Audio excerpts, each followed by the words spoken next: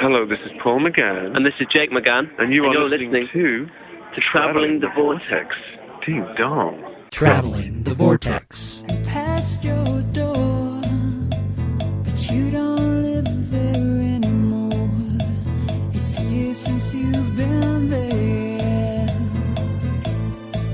and now you disappeared somewhere, like out of space. You found some better place, and I miss you, like the deserts miss the rain. We've joined the Doctor as he travels the Vortex and landed at episode number 207. Unlike the Cybermen, we do have irony here and plenty of exit plans. I'm Keith. I'm Sean. The opening of this show is a perfect example of irony, too.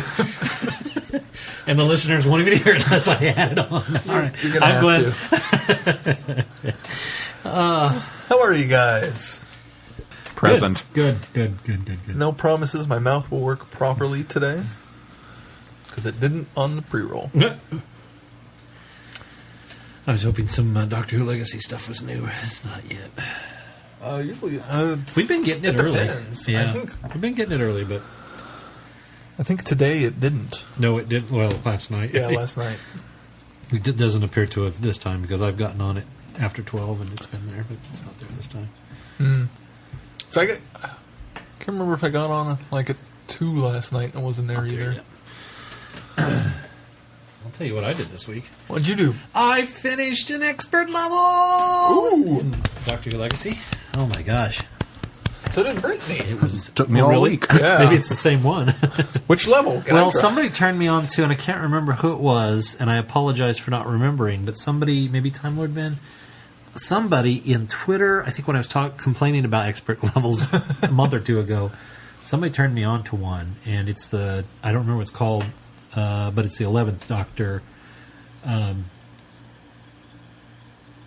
level, whatever the 11th Doctor one is called. And it's still a pain. My gosh, because you start out with 2 Zygons, which at the levels that I'm at now is no problem because they do very minimal damage, but they are just monsters as far Impervious. as, yeah, I mean, it's one hit point at a time, and it's crazy. And so using combinations of damage, a certain percentage with, I think it's 30% with Vastra, and some of the special abilities, I was able to weed them down and get them down. Then the second level, because there's 3 to this silly thing, the second level is a Zygon in the middle, and then like every 4 turns, he does what's called, I think, reinforce.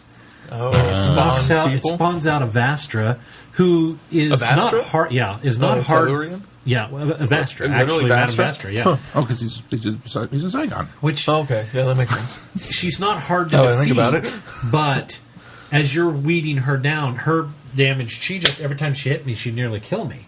And so in the meantime, while you're trying to heal and trying to damage her, he's counting down to another one because there's spaces on both sides.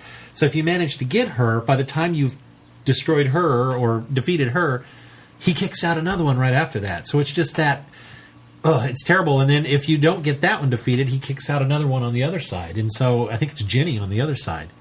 So this is driving me nuts. And so finally I got through that level, and then the next one is the exact same thing, except for this time it's Jenny and Captain Jack.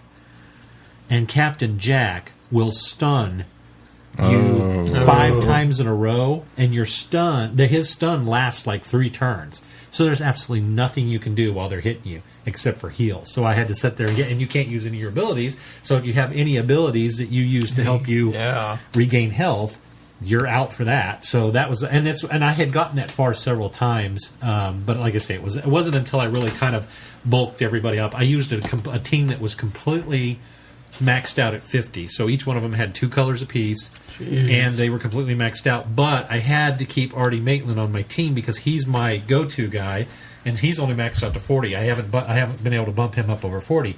But he's got that thing where I can change all green gems to pink.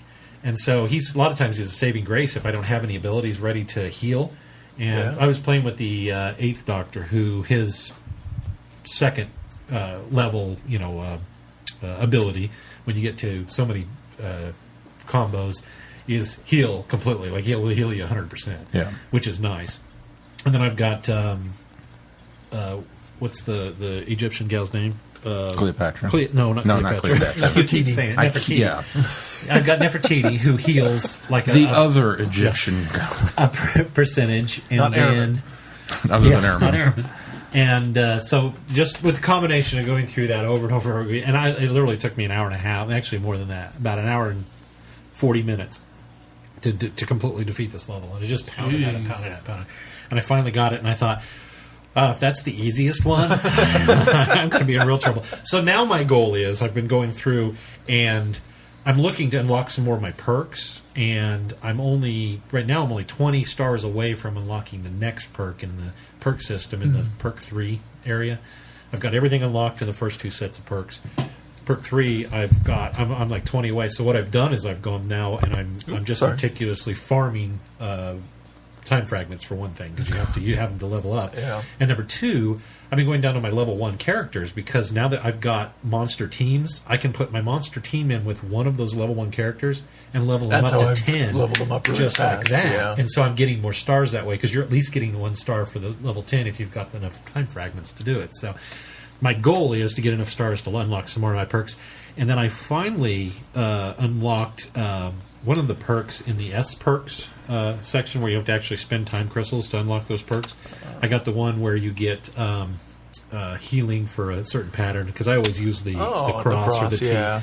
And I always use that one. So what I'm doing is I'm boosting the percentage of health that I've gone in there. So I bought that particular one with some time crystals. Because going back and farming, I ended up with like 11 time crystals just over the course of an hour and a half. Wow. Yeah, just going through. And what I do is I just step back to chapter 1 and just step up through them and just, walk He's through adapted. them. He's adapted. To chapter 1. Chapter 1. Yes, I finally did adapt. Only took a week. Well, I'm surprised. I'm adapted because I've been playing nonstop. So I figured that would have been harder for you because you've played more than any of Well, us. You've but- probably Yeah. played more than all of us put together. But now, this week, over the course of the last week, I've been looking at Chapter 1, Chapter 2, so it's now most fresh in my mind. So the thing that does annoy me is some of the levels within the chapters still say Series 7, Series 5, Series 2. Although I think maybe it's like Robots of Series 7, which makes sense because it's using robots from the television Series 7, so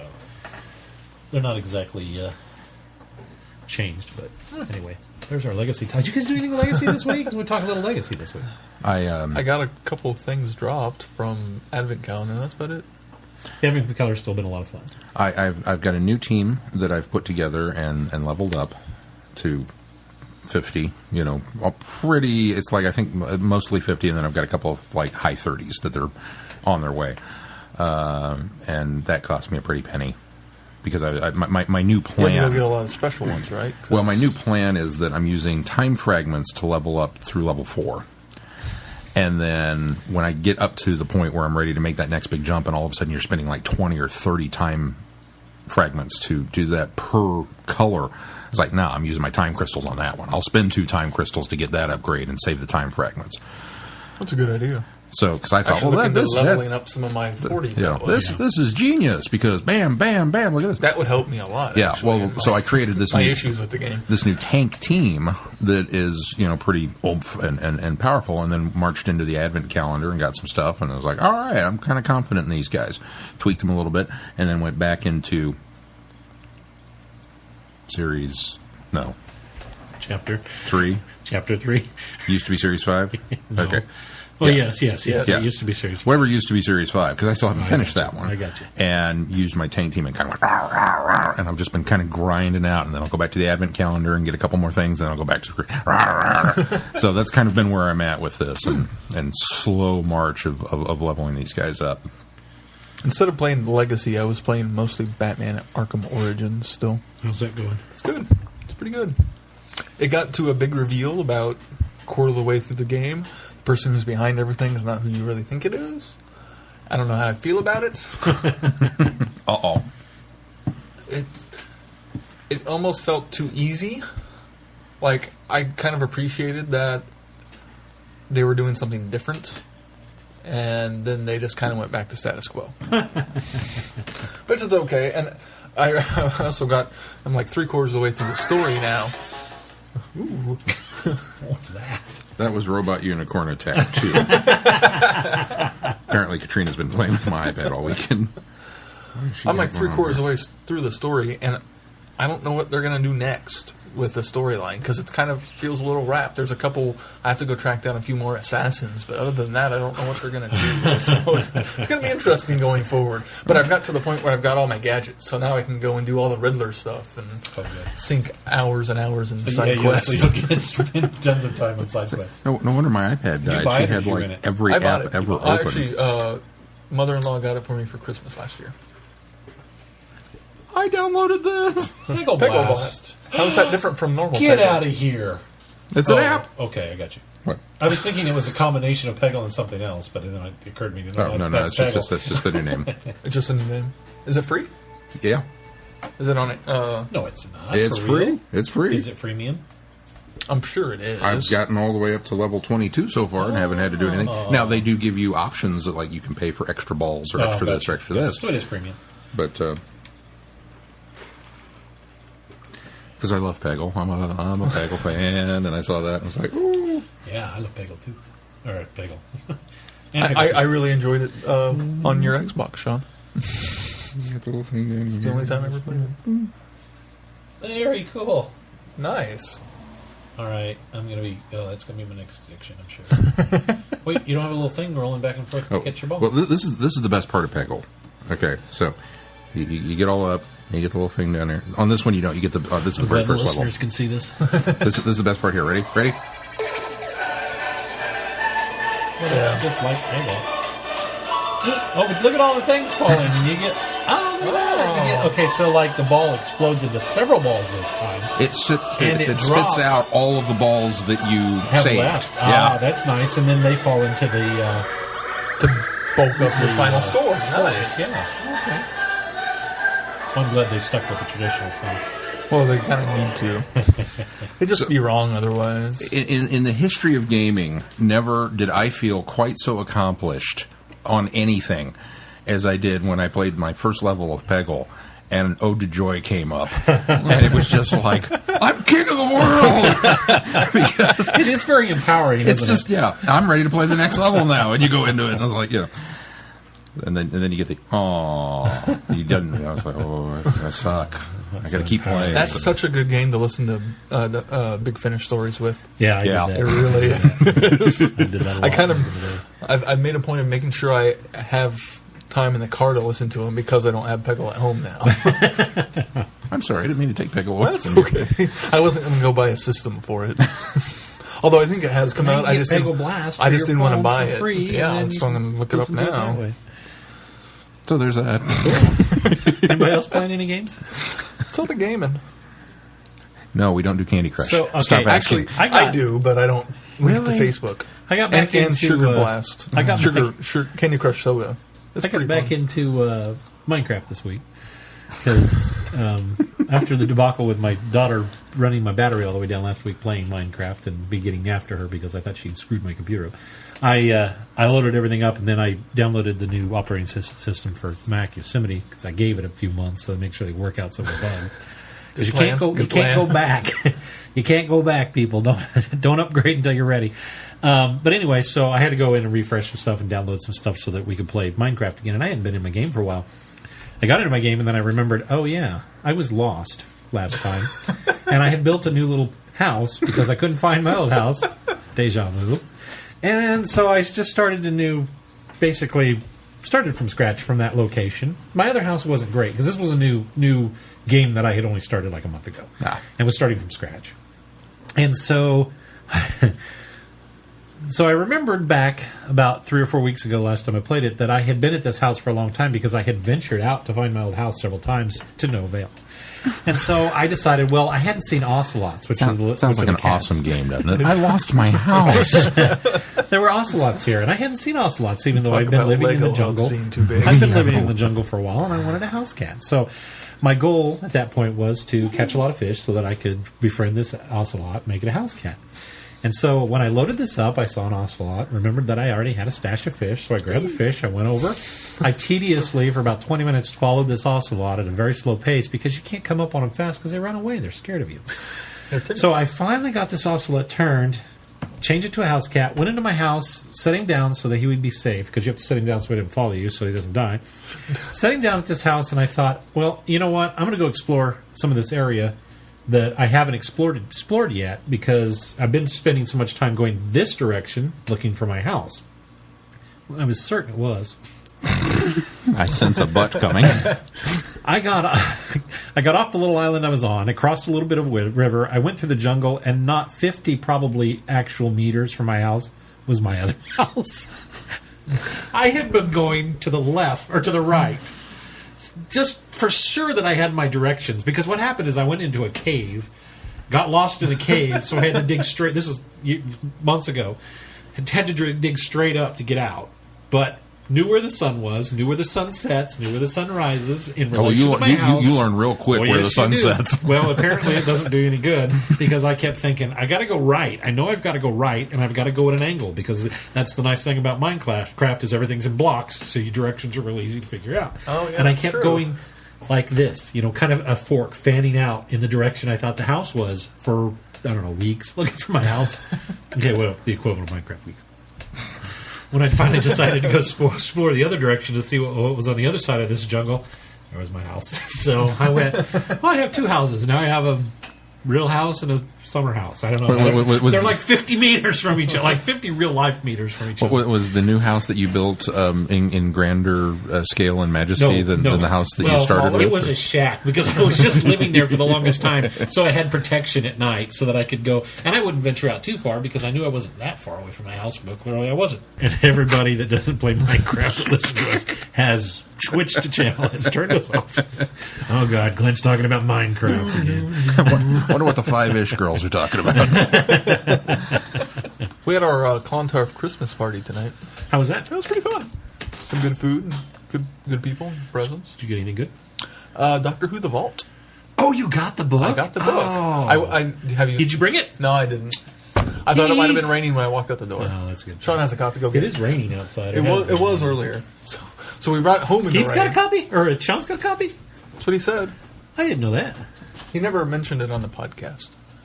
And then our friends Adam and Amber got Sarah and I, because we do Secret Santa, and then they surprised us with another gift of Doctor Who Trivial Pursuit. Why didn't you bring that tonight? I didn't. There's too much to carry. Too much to carry. And I don't want you to give you guys too much chance to look at the questions. You had one job. I had no idea you had this, Sean. I didn't either until they mentioned it. I remember. It's really cool. The Vault is really, it's really very, cool. very cool. I don't remember buying it. It just showed up on your shelf one day. I'm sure I bought it. Someday they'll take inventory of different shop and go, hey, we're missing the Vault. There's an issue of the Vault gone. I'm sure I bought it, but it's literally one of those things that between work, school, work, it just kind of came home with me, and it was like, wow. I thought you had got it last year for Christmas. You thought I did? Yeah. No, I thought you had it. No, I had put it on my Christmas list. Maybe that's what I'm thinking of. It's got comics in it. It's got the TV action. Yeah, that's got. Wow. It covers the wilderness years. It covers multiple pages on the movie. Looky there. Hey, that's what is my Twitter. Yeah. There are quirks. There are quirks designed for the quirks, and yeah, isn't that cool? Why did you break this out last week? Or not last week. He didn't know it was in there. I didn't know it was in there until Keith flipped to that page. Of course, I opened up the quirk page. There's quirks in the book. If you haven't seen this book, it's. We're gushing over something again that the it's a chronological history of the show, is gorgeous. And not all the anecdotes are necessarily in the right order either. It's like a $45 book too. Yeah, Good Lord. It's like it talks about in the introduction.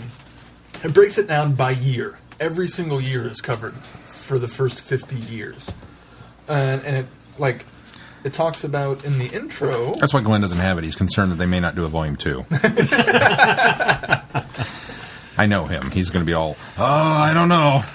I don't know. I'm going to have to go out and buy Big Finish Volume 2 here pretty soon after we get caught up. Let's see. Where is it? No, it's one of those things that between work and school and work, that I remember, because you know me, I buy stuff in shotgun. Right. Boom! I got stuff. And this was one of the things that I picked up, and I got home and I shelved it, and then I kind of forgot about it because I haven't had a chance. You shelved something pristine and beautiful. Because if I opened it, I would have read it. and not finished school. The essays themselves, however, weave in and out of its major innovations and themes. The inspiration for each one is a key event in the relevant year. For example, the story of the Daleks is told in 1965 when their popularity reached their peak. And the analysis of time travel can be found in 2007, the year the narrative jumping Blink was broadcast. So it's got a nice timey-wimey element to it, too. Cool. Yeah, it's really neat. Kind of tries to tie everything together in some sort of cohesive timeline. Yeah, I'm really excited to start delving into it. Wow. It is the epitome of coffee table book. Wow. Yeah, is really what it is, and it's a beautiful. It's bound soft cover gorgeously, bound. too. You know, not soft cover bound, but it's a hardcover. But it's got that nice. We're gushing over a book that came out nearly a year ago. padded. Yeah. You know, It's that squishy book. hardcover. Squishy hardcover. That's the term. And Trivial Pursuit's pretty cool looking, too. You got 2 sets of rules you can do, a short version and a long version. The studio Yeah, I saw floor. that. Yeah. So I saw that in the first page. That's what Keith got. that's what I got. But not that one. Not that one. That's Sean's copy. I thought about bringing it, but it was... All right. Well, you're only half forgiven because he had a version of it here that I could look at. You keep looking over like, maybe I did bring it and I just didn't. I'm just looking at my bag thinking it's not big enough with the microphones and stuff. And the stands. Yeah. If I need the stands, maybe All I right, can... you're forgiven. We're going to play it soon anyway. So Yeah. we'll have to put And that's Fun a- and Games 3 on the schedule soon, Sean. It's a thick box. We are. We're doing it tonight. We've talked about Minecraft. We've talked about Peggle. We've talked about... Doctor Who Legacy. The wedge is surprisingly thick, considering just a pack of 100 cards and a dice. Oh, is it only 100 cards? Yeah. Pretty impressive, though. Cool. Yeah. What'd you get, Sean? I got Archer Season 4 Oh, on cool. Blu-ray. On Blu-ray. So, very happy with that. I started watching that the other night on FX finally. Not my cup of tea. Yeah, not your cup of tea. It was all right. I giggled at some things, but overall, I just didn't think it was all that funny. I could see where people would see it's funny, that has kind of that humor, that taste, but I want it to be like Venture Brothers. It's almost like it's trying to be Venture Brothers, but it doesn't quite reach there. And I think the problem with it is I probably wouldn't like, because of the style of comedy that Venture Brothers is, I probably wouldn't like Venture Brothers as much if it wasn't also an homage to Johnny Quest and some of those, 70s.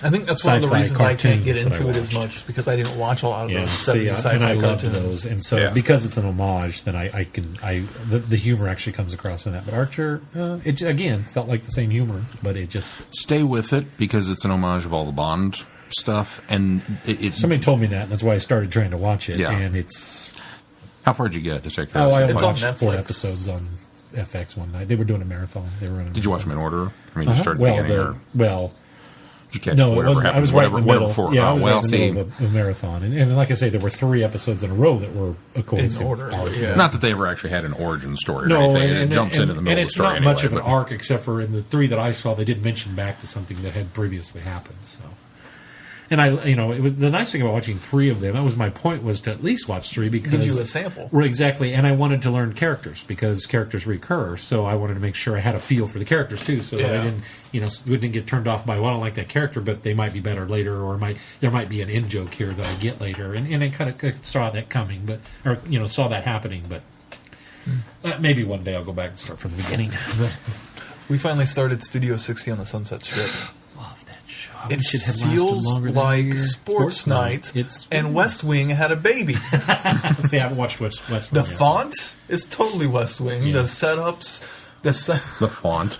the font is the exact same font, I swear, for all the graphics. You see the credits go across the screen. It's the same font. I looked at that and said, "That's West Wing." That might have been a calculated move, knowing that West Wing was so popular. That Well, at and it least could came add right some on. familiarity. It came right on the heels. Right. The music's the same guy. You're reviewing a show, and the first thing out of your mouth is I've the watched- font is exactly the Sean, same. But for when it's somebody an that Aaron watches- Sorkin show, For somebody that watches West Wing and spots a familiarity immediately, that's something that's going to stick in his mind. I totally know what he's saying.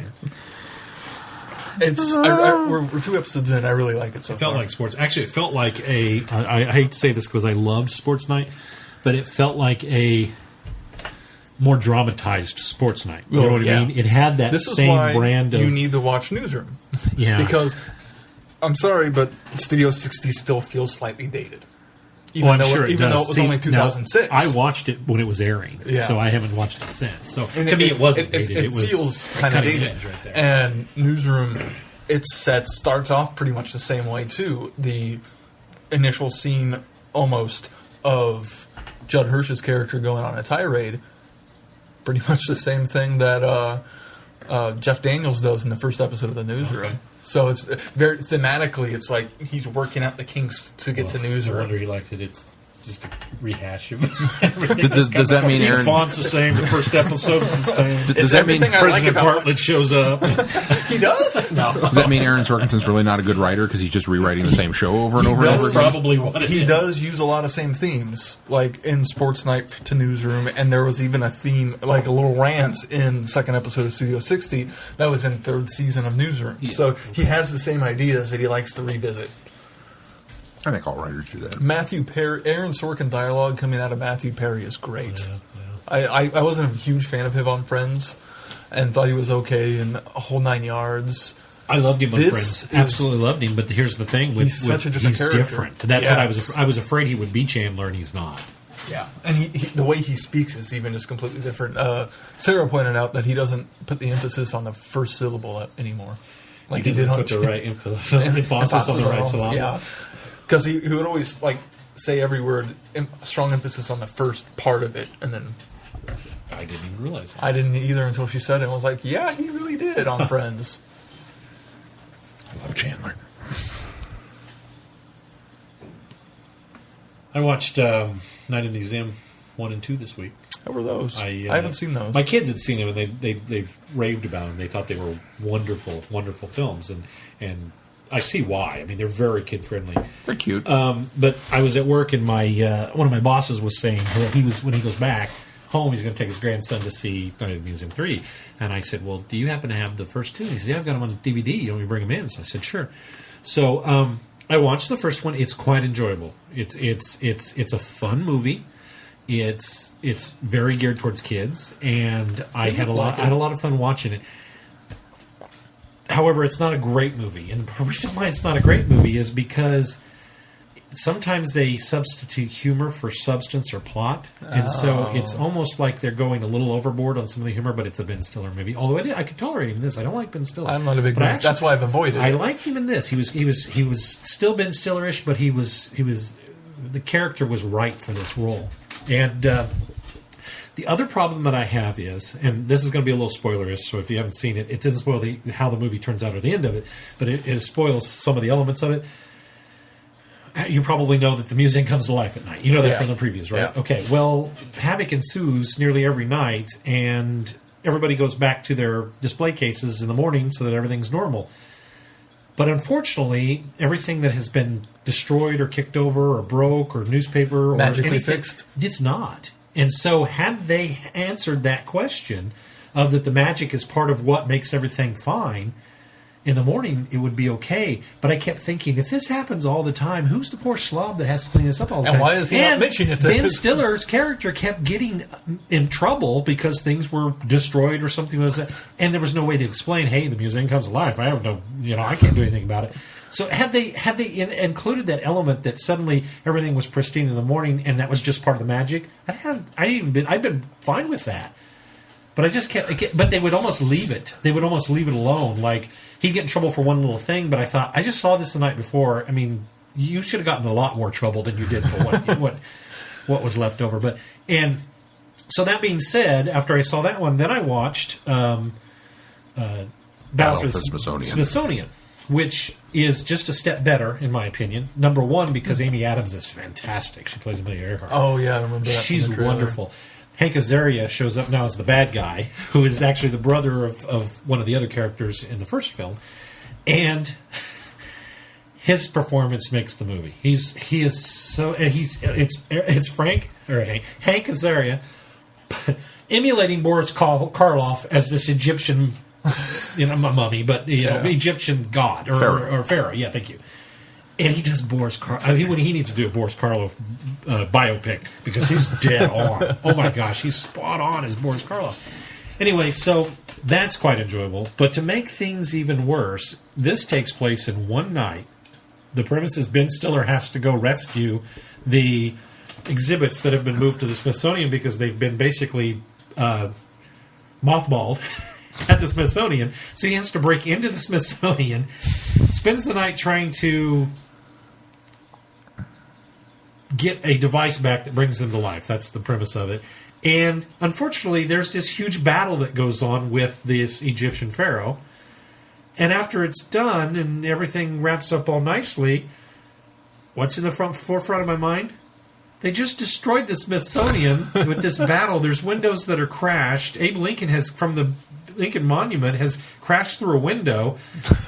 And he just leaves. So there's nobody to clean it up this time. And I would have enjoyed the movie had I not been... The ending of the movie was lost because I'm sitting there going, who's going to clean up the Smithsonian?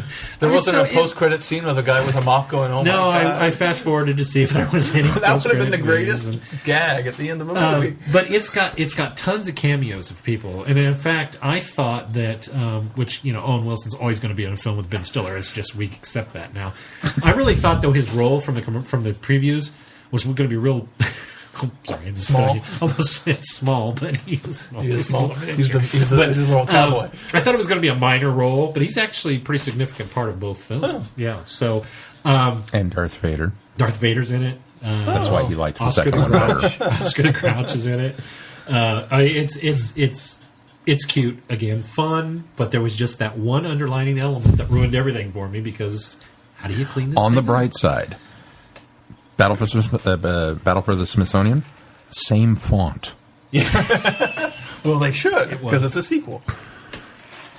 And so I am going to now, because my kids love it so much. You go watch West Wing and then go watch Studio 60 and you're going to see what I mean. In all fairness, I'm a big enough Star Trek geek that when each new series started, when Voyager came on in the pilot episode and it came up and said Star Trek Voyager, I went, I know what font that is. You're using the movie font. You're not using the next gen font, which I appreciate. And then I didn't ever tell anybody that, but I did know. It's just one of the small West Wing notices. Anyway, when Aside from actors. Secret of the Tomb comes out, we'll go see that now. Now you can go as a family. That's right. Now I'm caught up. But you were concerned.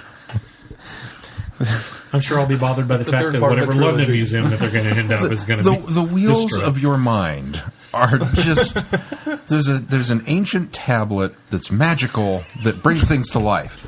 Accepted.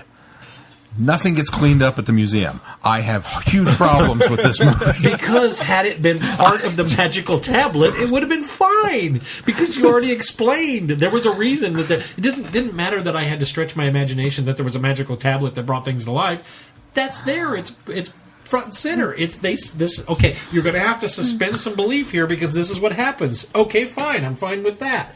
Museum's destroyed. We're going to show you that it was destroyed, but we're not going to tell you what happened afterward. Or how it got cleaned up the next day. Now, granted, there was a middle credit scene that explained a little bit of cleanup. And I won't say anything about it, but explained some of the cleanup, which was actually quite comical. Oh, and Mickey Rooney, who just passed recently, is in this film. Is in the first film. Dick Van Dyke is in this first film. And I can't tell you. There's another guy, older guy that I can't remember, or another older guy that I can't remember his name, but he's a great actor. I've seen a lot of things. African American comedian, and I can't remember his name. But I can't tell you anymore because I'd ruin a lot of stuff with those guys. So the part of the second one that I thought was very, very cleverly cool, like just awesomely used. At one point, they're hiding from the armies of the Pharaoh because he's recruiting. He's getting ready to take over. And so they're hiding. And so they jump into a painting. Oh, yeah, that was neat. And that was it's, cool. Time Life. It's the Kiss was on iconic cover of Life magazine. Yeah. The World War II ends and the guy's there with the girl on the cover. They jump into that cover, and there's a whole, like, you're in the 3D world of the street goes all the way back, and all of those people are there, and they interact with the people on the cover. I thought that was really cool. It was a neat way to introduce that idea. That alone was it was a neat way to introduce that idea, because when they walk into the gallery, where there's paintings on the wall, and he sees like the people moving, and there's people in one painting. It's like an old like fresco paint, not even fresco. It's old watercolor painting or something. And there's people, and they're like scurrying and running, and he's like, "Oh, don't be afraid," because he thinks they're afraid of him because he's this giant. And he goes, "Well, this is new. This is a new thing." And I was like, "It is." And they added something, another element to this whole idea. Yeah, and it was. of course, they weren't running from him; they were running from Pharaoh's army, who was coming from behind, and they didn't realize it. But Al Capone. Alexander the Terrible, played by Christopher Guest, which took me a long time to figure out who it was. I was like, he looks so familiar. He looks so... Of course, he's in full, beard and hair and makeup, and then I was like, oh, it's Christopher Guest. It's Count Rogan, the six-fingered man. And then, Napoleon. The villain heavies in this were really, really, really well done. I quite enjoyed them. The Tuskegee Airmen show up and help out. There's a lot of wonderful things in it. The second one is much better than I really don't know what's going on give both of them here. a chance. You're magic, you're asthmatic. What is because it was so funny. I think I remember that. That was his comment to Darth Vader. Yeah. That was the best. I just had hoped to hear James Earl Jones do the voice, but he just sits there and breathes. He doesn't do anything. I think that's There are a couple of guys that want to join the villains. Okay, bring him in. It's Darth Vader. Oscar the Grouch. I think contractually, they're probably obligated that anytime Darth Vader shows up in a non-Star Wars film, it's just no dialogue. It's just the image. It's just the image and the breathing. Because they did that with Indian in the Cupboard too. When the Darth Vader toy came alive, it was just it's Darth Vader, and he didn't do anything. I forgot about that. Anyway. But nobody cleans up the museum. Nobody cleans up the museum.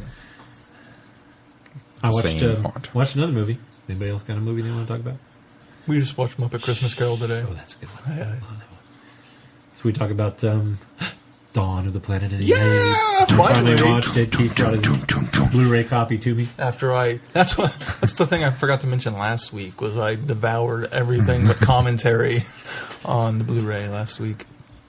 Watched it Monday. I will say that this movie makes Tim Burton's movie look like Citizen Kane or Casablanca or... What? Yeah, I mean, this movie pales in comparison to even the Tim Burton... No, I'm just kidding.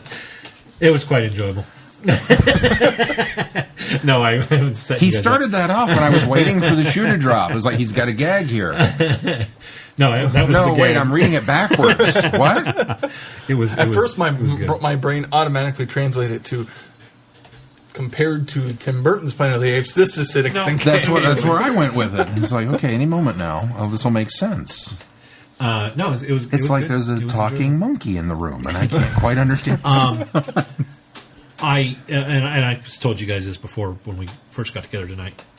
I still like Rise better, but it's hard to compare these two films because they're so drastically different. Yeah, they really are. Well, and I think I enjoyed watching Rise better than Dawn. Dawn is a really good movie. Rise is a bit more fun, if you could want to put It's got that word on it. It's got more light moments. Yeah, this to is it, such a heavy story. It is one of those films. I think Dawn's a better made film. I think if you want to compare film, this to me is a film versus Rise, which is a movie. But I agree. I enjoy watching Rise more than I will enjoy watching that is Dawn. because that's out of necessity because of Dawn is such more of a visual movie. Yeah, and much better that way. Yeah, different storytelling. Well, and another difference is, as Planet of the Apes fans, we watch Rise and get a lot of squeeze because of all the references in it. Dawn, there's one. No. You're absolutely wrong. No, you're right. You're absolutely 100% right, except for I'll take it one step further. Dawn parallels thematically.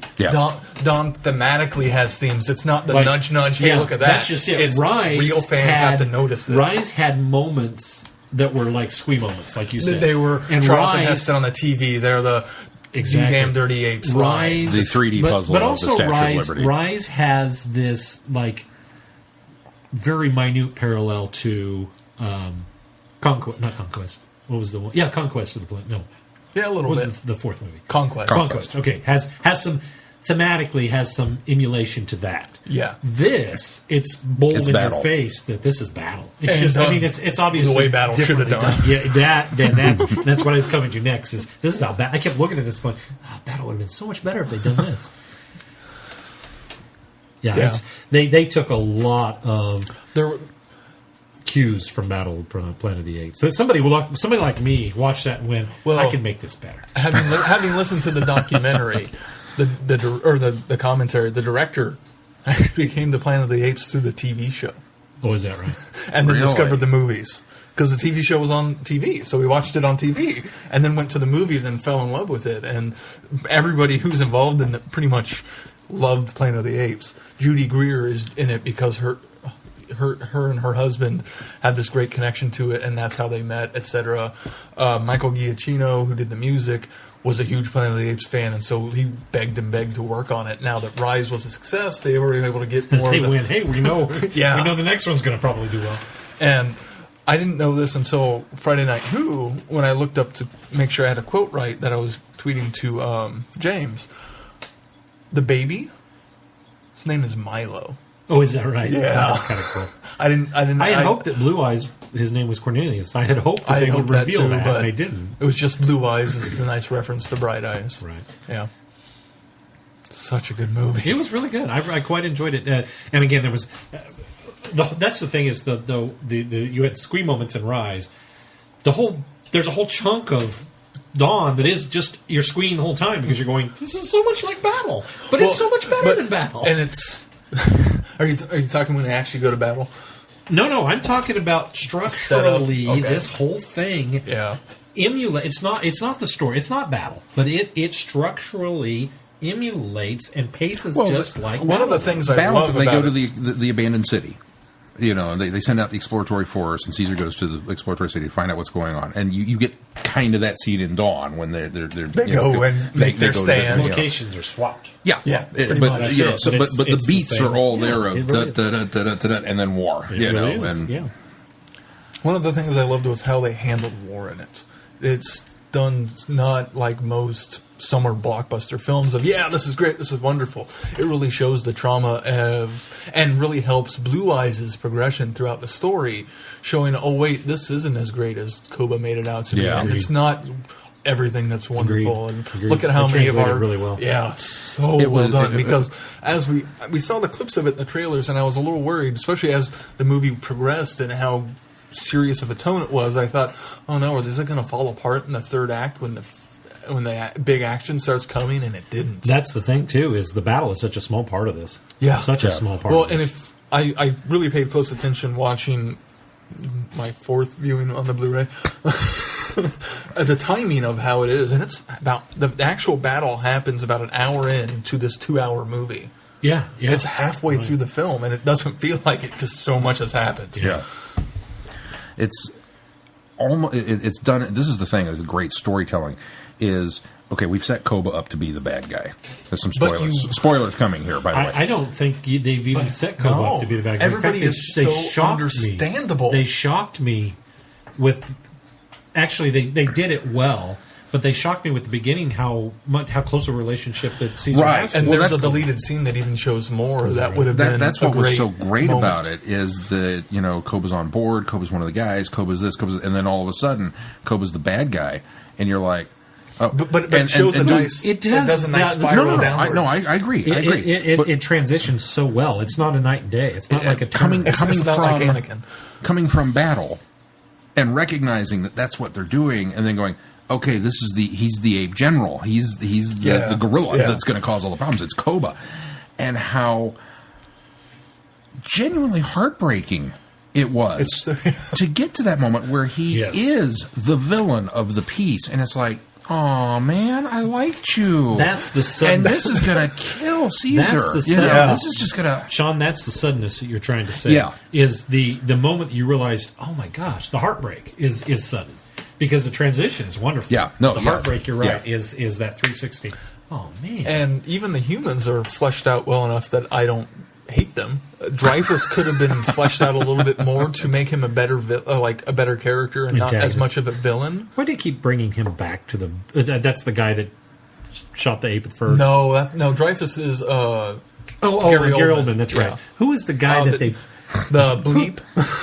The blank hole. Yeah, the When- blank hole. Self-reference. When he sets this whole problem up, and then they bring him back, and I'm Well- like, why did you? In fact, they were on their way back out there to convince Caesar to let him fix the dam, and I'm sitting there going, well, hopefully they didn't bring that jerk. Oh no, there he Well, is. there's a line in that Kerry Russell gives when he's packing up his bag. You're really taking him back, and he gives a line. He's the only one that he worked at the dam. He's the only one that knows how it works. That I was okay with it. Here's the I problem. would have liked though. a little could have stronger. been better, You're right, but- he did. But the only problem with that is he hardly did anything. If they'd have shown him working on something, I'd have Yeah. gone, okay, I can see why they brought him back. No, he didn't show him do a dang thing. They didn't smuggle follow. another gun in. They didn't follow through with that line. I almost wonder maybe if they repurposed some of his dialogue and gave it to the other guy just to kind of build up the hero status for him a little bit more. Yeah. You know, that I don't know. Have you guys watched the Honest trailer? Jonathan I have Clark one. was that the Jason Clarke. Jason Clarke. Yeah. What's he in? I haven't seen anything. Zero Dark 30, yeah, I guess I'd heard that he was in that. I haven't seen it. Great Gatsby. Yeah, see, I haven't seen that either. There's another one that's coming out. I looked at his IMDb, and he apparently did a lot of television before too that I had never watched. He's an up and comer. Yeah, he is an up and comer. And he did a fine job. It was pretty good. I did watch the Honest trailer, and I did Gary laugh Oldman's at barely it. in it though. That surprised the heck Yeah. out of me. Yeah, I did laugh at it, but I also laughed from the standpoint that wow, you guys are really he's going to be stretching. John Carter in Terminator.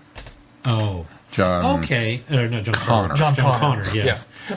Not John Carter. You said that, and I got excited for a second. I went, "They're doing another John Carter?" Sorry, John Connor. Good movie. Anyway, yeah, I enjoyed it. It Yeah. gets a favorable mention. Now, I will The say, trailer was stretching it to is try not to the find best. issues. It is not the best film of 2000. What are we in? 14. There's films that I enjoyed much more. I mean, Guardians of the Galaxy, Transformers: Age of Extinction. No, wait a minute. Sean's going to punch you now. Big Hero 6, I think, is a much better movie. Twitch. Captain America: Winter Soldier was a better movie, but that's this one was better than Godzilla. I'll give it that. Of all the big blockbuster films I saw this year, it was better than Godzilla. The Thinking Man's summer blockbuster film. It wasn't better than Captain America. It was better than Captain America. Better than all of them. Then Well, we Guardians, know where you and then stand. Captain America. Same thing though. I don't know that I can necessarily put that list together because I had a much better time watching Guardians. Guardians is a much more enjoyable. It's a film. lot more of a fun film, that's for sure. You know, although I than can Dawn. rewatch Dawn. But over. Dawn just every scene in that movie was well put together. I mean, it's just an all around good movie. If I were going to nitpick it, it would be I don't think the apes look that great. I think you pointed out that the CGI has come so far. I think it's the gorillas and the ring. I can't remember what's the orangutan's name. Maurice. Look phenomenal. They look so good. I still think the chimps look fake. That sounds like a joke line from somewhere. They're not quite there for me yet. Not quite. I there. think they're much better than Rise. Ash looked good as a chimp, but all the no, I agree. The CGI was better. Well, than Rise, the but- problem I think is a lot of it. so much more. But The actors it's is the the uncanny. proportions. Well, it's there the could uncanny be that. valley element of it, and I recognize that because they're trying to give them humanistic traits, and in order to do that, you have to immediately adjust them. your bit, yeah. brain immediately adjusts it from a chimp, and so. That's Now- the problem. Is if they could have, I mean, you could still see a lot of the blur, the motion blur on them. You could still see. I know in the initial hunt scene on Blu-ray, I could notice that. Okay, you can kind of tell there's CGI there. Well, but it's then because the story also they're going sucks with- me in far enough that I can overlook. They're going with quantity over quality there, though. Yeah, because that's you, true. You There's can't a lot go in more. there and paint. See, I only dissected 2 scenes. I haven't watched it on Blu-ray yet. Which is but gorgeous on Blu-ray. The Absolutely only gorgeous. 2 scenes in the theater that I could really nitpick the effects on was the little tiny baby chimp. That was when the it worst. kind of walked Yeah, down the that was thing. the That worst. looked bad. But That was the okay, worst. I'll let Unfortunately, it you go. can't. Yeah, you. And then, the way they shot everything else, you can't There put a baby was and one do that. so- shot. Well, even when they were carrying, like Caesar and the mom were carrying the baby. Yeah, still. it was. The yeah, walking they had is the one to- that really bothered me. But there's one shot when the war starts where one of the chimps kind of swings and he jumps from power line to power line to power line overhead up onto the balcony. and there's machine guns and stuff. And there was, I don't know what it was, but there was something about that one scene. It was like, that reminded me. Everything else I was. That reminded me of a lot of the bridge scene in the first film. That bothered me as well because it in fact, it almost got down to Jumanji levels for me in the bridge scene in the first one. No, I wouldn't go Jumanji levels. Anyway, good stuff. Yes. Let's talk some Who. Enough other You guys do anything else this week? I didn't. Did you? Yeah. All right. I got my tree up. So that's You pretty did much, get your tree up. that's pretty much it. I'm glad to see it. You saw that. And you don't like it. Well, I just think somebody ran through the wash too long in a bleach cycle and it bleached it out. I never ever thought I would own a white tree, and we saw that one with the white lights and just went, that's the one. That's the one I want. When you theme it the way you did with the proper coloring, it looks gorgeous. I was really giving you a hard time. I'm more of a traditionalist, but I like that. I think it's really cool. Lady at Sarah's work got a black tree. No, that's absolutely wrong. No. Yeah. No. I'll accept a white tree. A black tree, I don't know. You're going to have to show it to me. Maybe a black tree with some really gorgeous purple bulbs on it or something. There were purple lights. But it'd have to be all purple lights and purple bulbs and maybe some... I did that. She saw it at Festival of Trees. I got the idea. I did that one year as I had this... you remember the ribbons, the Blockbuster ribbons that we had these little things. They were pull strings and they were like tiny movie reels, but they were gold and black. And they looked like a movie reel. Well, you pulled the string, and it was a bow that this ribbon went shunk and formed into this beautiful bow with these long trails on it. And then you would clip it, and you'd go to the next one, shunk, and it was this pre-assembled bow thing. And they had, I don't know, they sent us like dozens of these rolls for an Oscar thing at Blockbuster, and we didn't wind up using them all. Man, I hoarded that. I took all that stuff home after that promotion was over. And I was going to do that for Christmas one year. So I went and got black wrapping paper. Just solid black. It was almost like construction paper because, of course, they don't really make black wrapping paper back in the day. But it was almost like construction paper, and I wrapped all of my presents in black and then put these beautiful gold bows on them. And I put them all under the tree, and I got done, and I stepped back and looked, and, man, it was the most morose, depressing Christmas. It just looked like somebody had died. It was depressing, and I was like, nope, can't do black. So I swung the other direction and went white tree. Emotions on the tree, I think. Well, the tree wasn't black. No, but those could have been even on a green tree if you'd have. Oh, that would have been pretty. Cool. Yeah. I had one on the top, but and the streamers kind of going down this way and stuff. But yeah, so we went with red and white this year. Yeah, so. That's pretty. Like, if you had some more green baubles in there, that'd be even better. Sorry, I'll stop critiquing your Christmas. You know what's funny? You remember telling me? I'm just ecstatic that you've got Christmas here now. You remember the story about? Streamers. Yeah, I don't know about that. But, it looks like your grandfather clock grew a beard. It's father time. We have to hang everything at this height, otherwise the cats eat it. I understand. So, you remember I knew that wasn't permanent.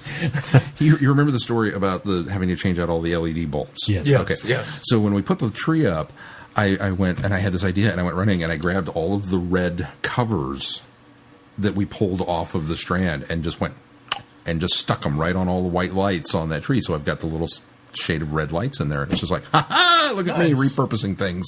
This is kind of awesome. So I was very happy that I have giant red bulbs on my tree too, even though there's no giant red bulbs on there. Nice. It's kind of cool. Anyway, so yeah, those look great. I've never liked when people put giant bulbs on their tree in their. Oh yeah, in their no. house. That's My grandparents one of did those that, rules, and it drove me nuts. Like you can't put the they're little finding small. Oh my god! Yeah, like you can't do the little twinkly lights outside. You can't do the big giant bulbs inside. And because they have that bright luminescent look. The to texture, them. yeah. They don't have that dull paint look on them that some of those big bulbs do.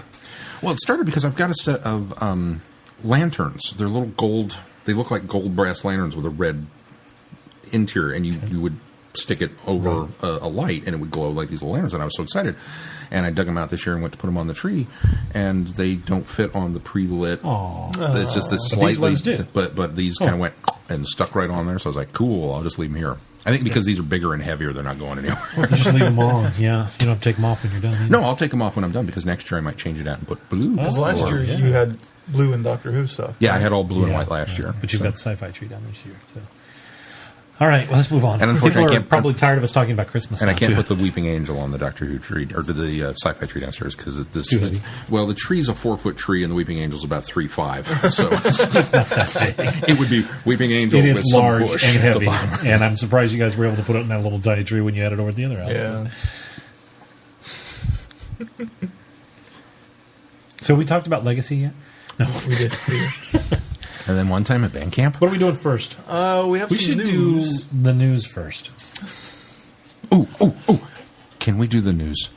Yes. Let's do the news first. I'm gonna put Let's on my- change things up I and was do the about to go news into the first. reviews. I forgot we hadn't even. We're an hour and 14 minutes in, and we hadn't even talked Are we about really? it.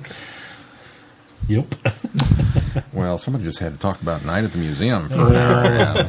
Minecraft and You got to leave at least the Dawn of the Planet of the Apes. Got to say that. and then Dawn went wild. So, our apologies, listeners. One day, Glenn We'll will get to catch who up with the rest of eventually. us, and then these won't happen. We could have had this conversation in July. That movie came out sooner than that, didn't it? No, it was Yeah, July. July. Was it July? Oh, Yeah. okay. Well, then it hasn't been as long as I thought. Because I thought it came out in the spring, and I thought I was gosh, it's been disappointed a long time since because I've seen this. Rise came out in August, so I could go see that for my birthday, but Dawn did not. Yeah. So I said we can go see Early it month of multiple birthday. times. Yeah, Dawn was in July. Oh, okay. What's in the It news? should be a winter film. Yeah, it feels it more really like should. a winter film. Why? It's dark There's no and snow in it. No, tonally, it's it's okay. A fall film. like Star Wars Because should of not the be shown tone? in Christmas Yeah. time. Tonally, it's not a summer blockbuster. Okay. Production value, yes. Tonally, no. Guardians, summer. You're Dawn, wrong. You're wrong again. fall. 2-1. Nope. All right. What's the? Some sad news. Actor Tom Adams died at the age of 76. He played Commander Vorshak, the leader of Sea Base 4 in Warriors of the Deep. Aww. Yeah. He didn't make it to the A end of that long- one, did he? Battle of Cancer. I don't think he did. I think the Merca ate everybody Okay, everybody. until the doctor melted it.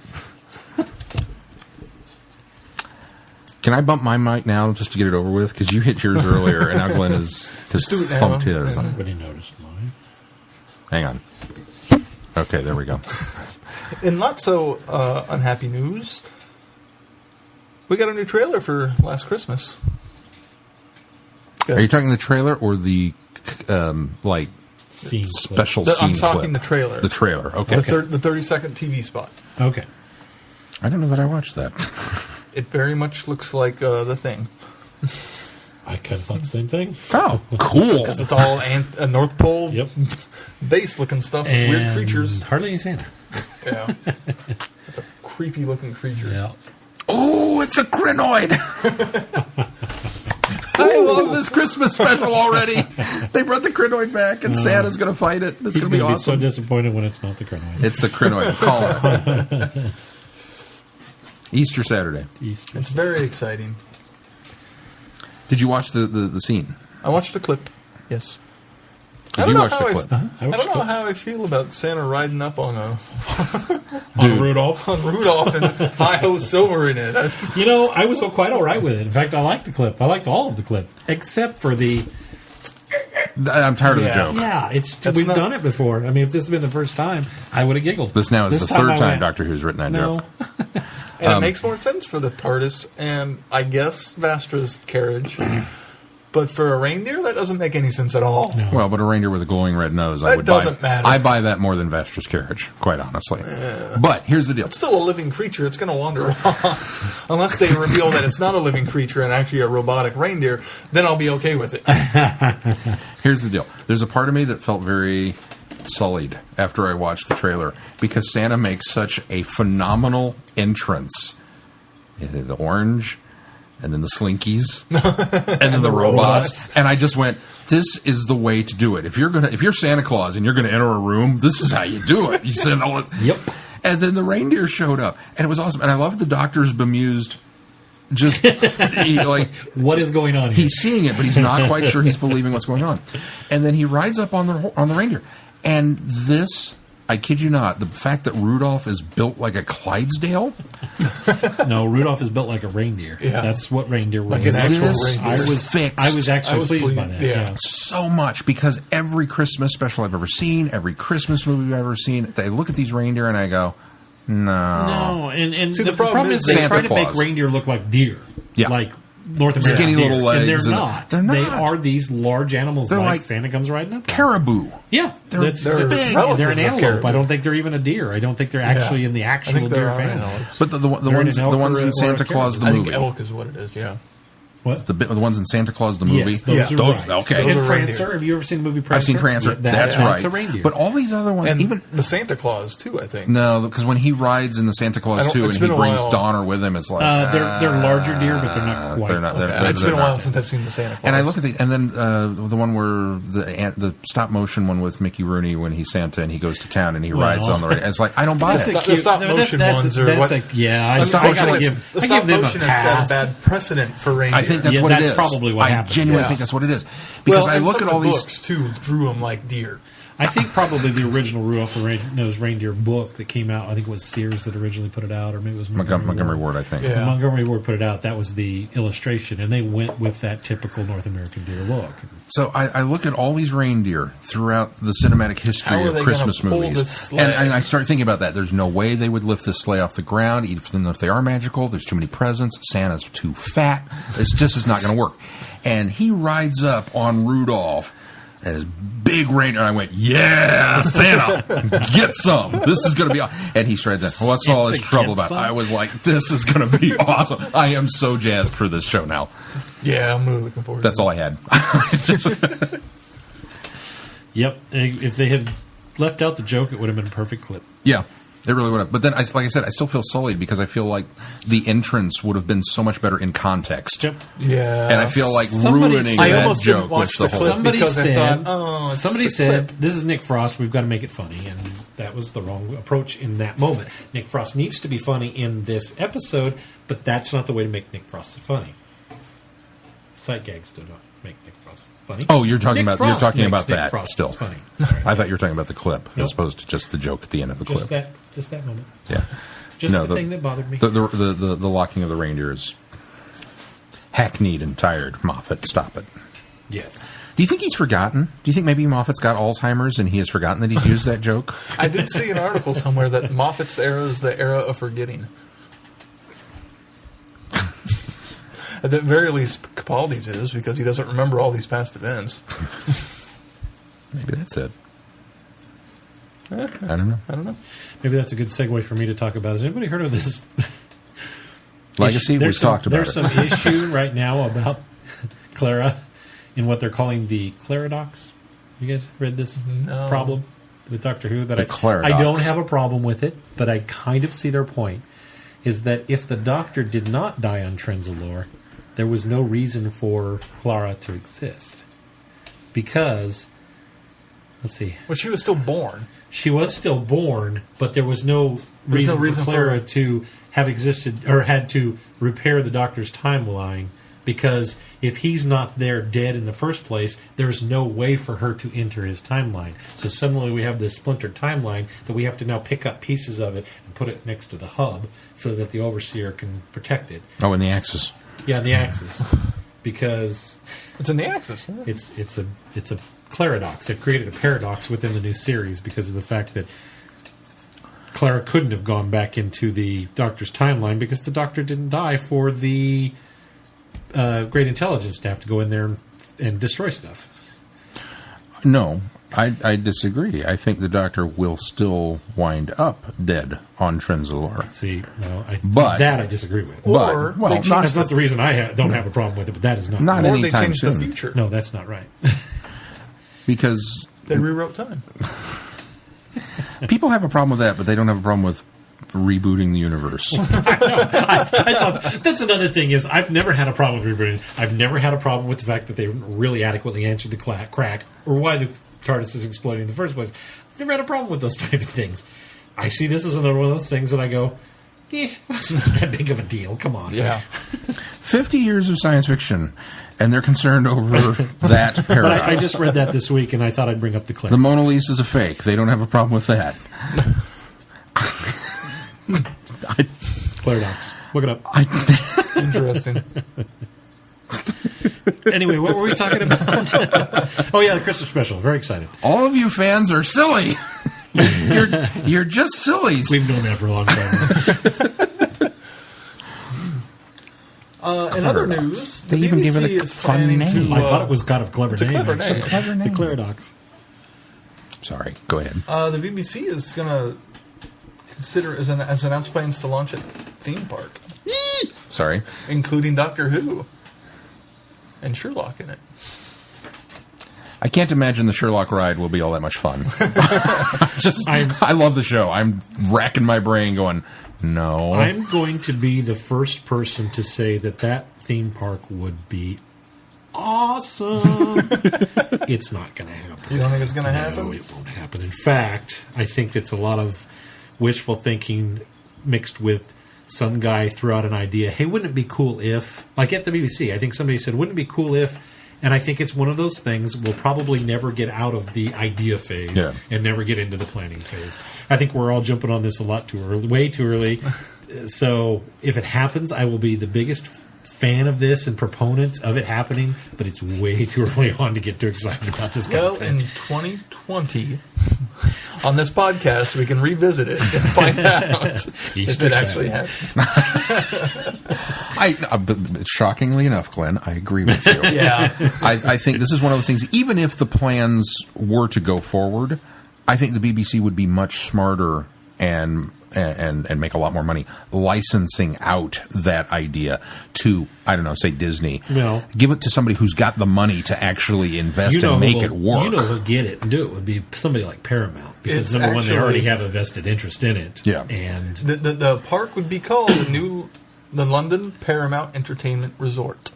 So Paramount's already involved. Yeah. Paramount doesn't have a lot of money right now.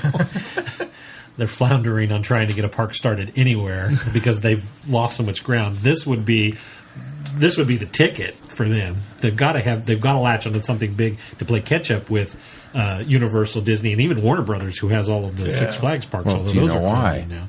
Because we're promoting Age of Extinction as a Best Picture of the Year contender. You guys know they've been for years in the idea stages of doing a Star Trek park. For years, they've been on the. Did you hear about the one they were going to do? The Fremont experience was almost, they were going to basically level city blocks of Vegas and build the Enterprise. Yep. They were going to build a full-size Enterprise sitting on the ground where Fremont Street is. And it would have been a casino and interactive park, and it would have all been inside the spaceship. That would have been really cool. I didn't realize it was going to be Fremont, It but was- I knew that there was plans for. one And instead, they near downtown. decided to build a dome over the street, which is Well, that's because Paramount pulled out last Yeah. minute too, and decided that they needed to focus their efforts other places. And at the time, Vegas was kind of in a slump as well. Vegas was not And it the didn't family-friendly help- resort well, destination. It didn't help when 9/11 happened either, because that's what stallwalled the Paramount Vegas plans as well, as the fact that Vegas, everybody went into this, okay, we're putting projects on hold, and Vegas suffered, but not because of that being put on hold, but Vegas suffered just as everybody else did, as far as people weren't going to entertainment venues because A, they were afraid that was going to be a target, and B, we were in a mourning period. Yeah. So And the economy tanked. well, then that came Yeah. later, but yes. Almost on the heels of it. No, I Close. Thank you, don't think Wall Street. BBC would be prudent to build, a studio backlot, if you will, to the BBC Center.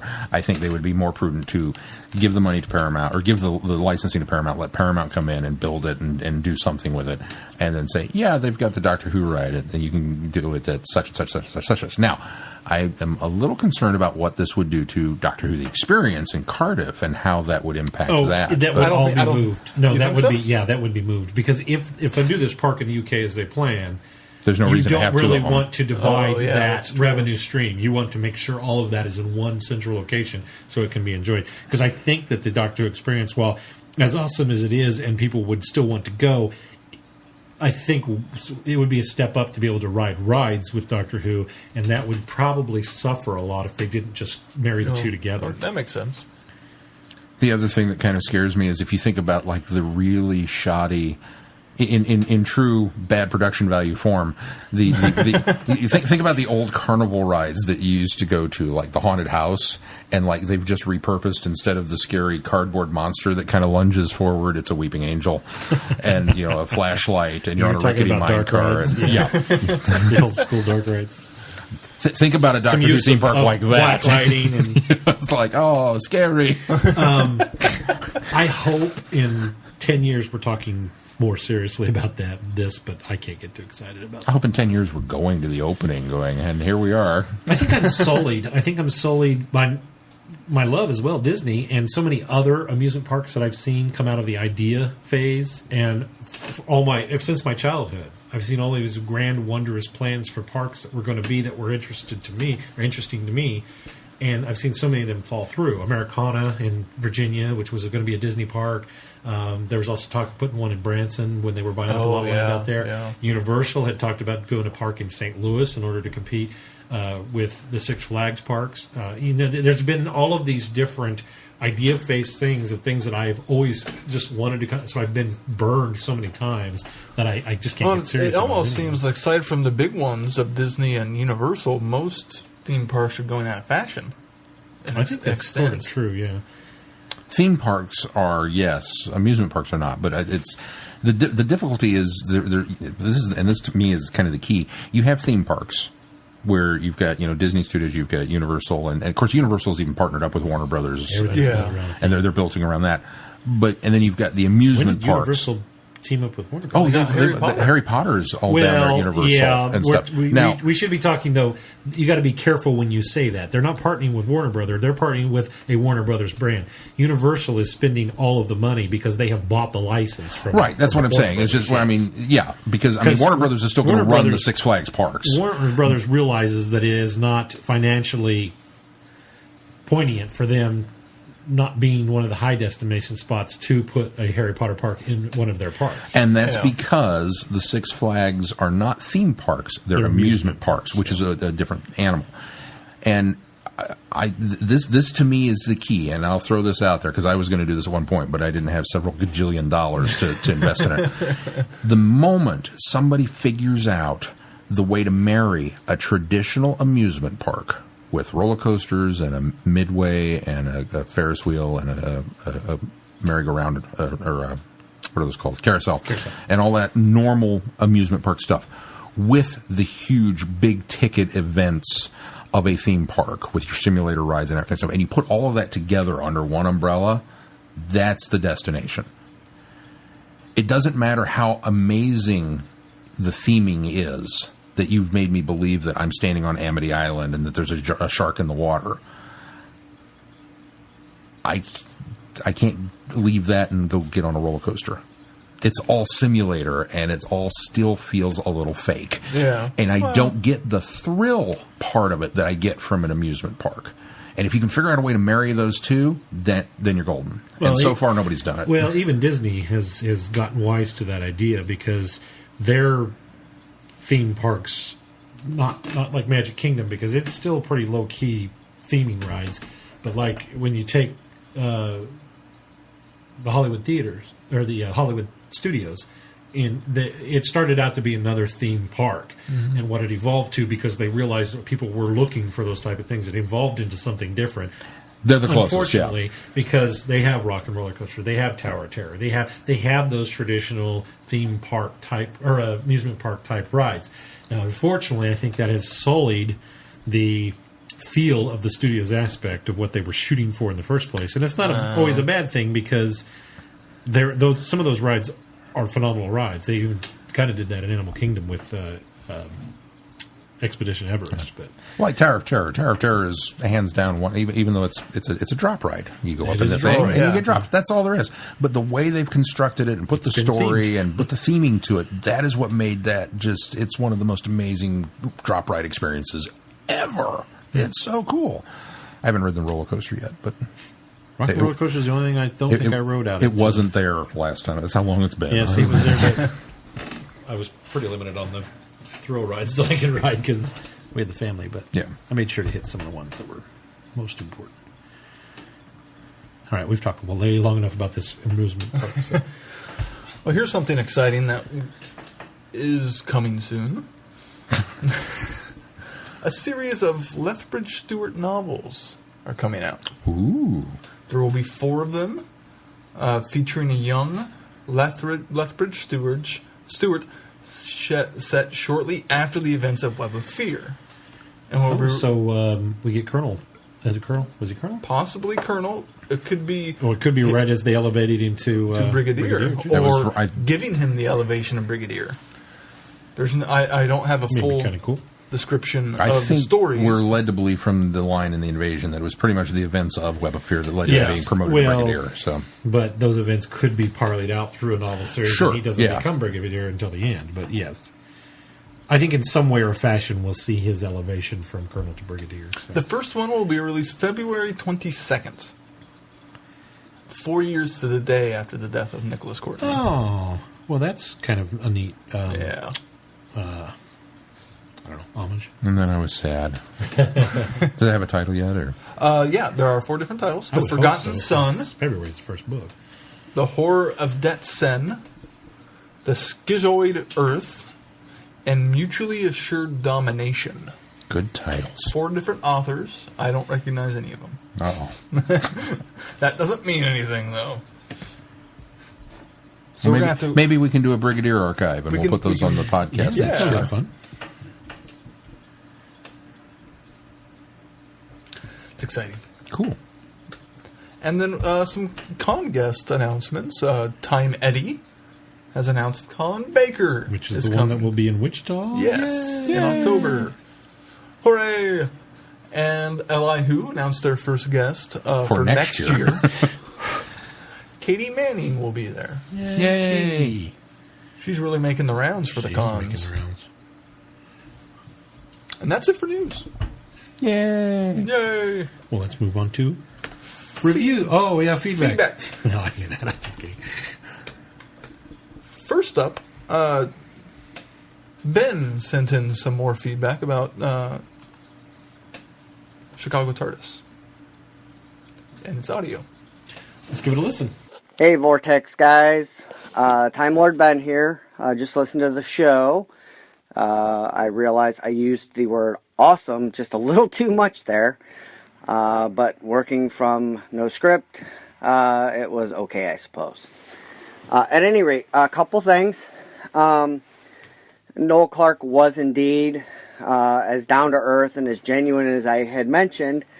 The reason that really struck me was because one of the questions posed to him by a fellow con-goer was, who would he or who has he ever met that's also famous that he just kind of gushed over as we all did for the folks that attended Chicago TARDIS. And his answer was, without even missing a beat, no one. He said, I don't do that. Whether they're as famous, more famous, whatever have you, they're just people. And these are his words, and I'm paraphrasing to an extent. He said, you know what, they go to work, they do their job, they go home, they do the same things I do. He's like, so I don't get overly excited when I work with somebody who is considered super famous.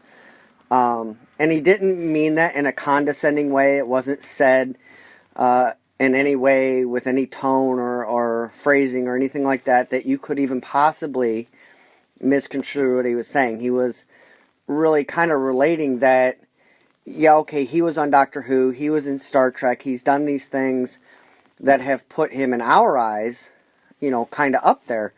But in his eyes, he's down there with us, and anybody else in the industry is also down there with us. And I thought that was kind of cool. Like I said before several times, he is really funny. And then there was this other aspect to him, and I genuinely mean that if he were the kind of guy that said, hey, let's go grab a pint down at the pub, that's what you would do. I don't even think you'd hesitate. He's just that nice of a guy. The other thing I wanted to bring up real quick was the ribbons. They were a lot of fun. It did turn into a game. I didn't even know what these things were at the beginning of the con. I'm sitting there at the reception, and we're just talking to various people and whatever, and then one of the convention employees comes up and says, hey, here's this ribbon. You were talking about Big Finish earlier, so here you go. And it was a Big Finish ribbon. And I kind of looked at it like, all right, what do I do with this thing? I didn't know what they were. So, it became apparent what I should do with it. And then, of course, I stuck it on my lanyard badge. But it became a thing. Over the weekend, certain cosplayers had made them for themselves. And, it was a trick, to find out what you had to do to get one. I mean, there was a hall full of Daleks. Well, one of the Daleks, the operator, you had to tell him, please exterminate me. And you'd get a ribbon that said exterminated. There was another one that the special weapons Dalek operator was giving out. And they just gave it to us. I'm not exactly certain what the phrase or the code thing was for it, but you just kind of had to figure out where these things were, and it became a game, for my son and I at least. And there were people, I know one of the convention helpers, not one of the upper echelon, as it were, but one of the frontline greeters kind of people. Guy was about 6'6", and he had ribbons dragging the floor. That's how many of them he had. So I guess they're a big thing. It became a lot of fun. You mentioned on the show hoping that Li Who would do them. And if you look at the picture that I posted of my badge with the final tally of ribbons, near the top, there is one that says Li Who 3. And forgive me for not knowing, but there was a gentleman there that I'm fairly certain is a representative, at least, if not the organizer of Li Who. So they had representation at Chicago TARDIS even. So anyway, just wanted to bring up those couple things. Hope everything is going well for you guys. Hope your holiday went well, Thanksgiving-wise. Clearly, we spent Thanksgiving driving up to and spending the night at the convention. But if I don't get a chance to talk to you guys before then, have a Merry Christmas and a Happy Holiday. Hope you guys get everything you like, everything you want, and that you stay safe out there. There's a lot of crazy people this time of year. So anyway, take care. See you later. All right. Well, thank you very much, Ben. We sure appreciate the follow-up, and I'm glad that Noel Clark's just brought that down to earth. He's no stars in his eyes for anybody because he treats everybody like people. That was cool. That is really cool. Nice. Ben, what do you mean there was a whole hallway full of Daleks? And then the very casual drop of the special weapons Dalek operator. Whoa, back up. There was a special weapons Dalek. First of all, cool. Should have mentioned that earlier. Secondly, there was a special weapons Dalek. Sean is just speechless. Best thing ever. Thing ever. I'll say it again. Best thing ever. Moving on our feedback.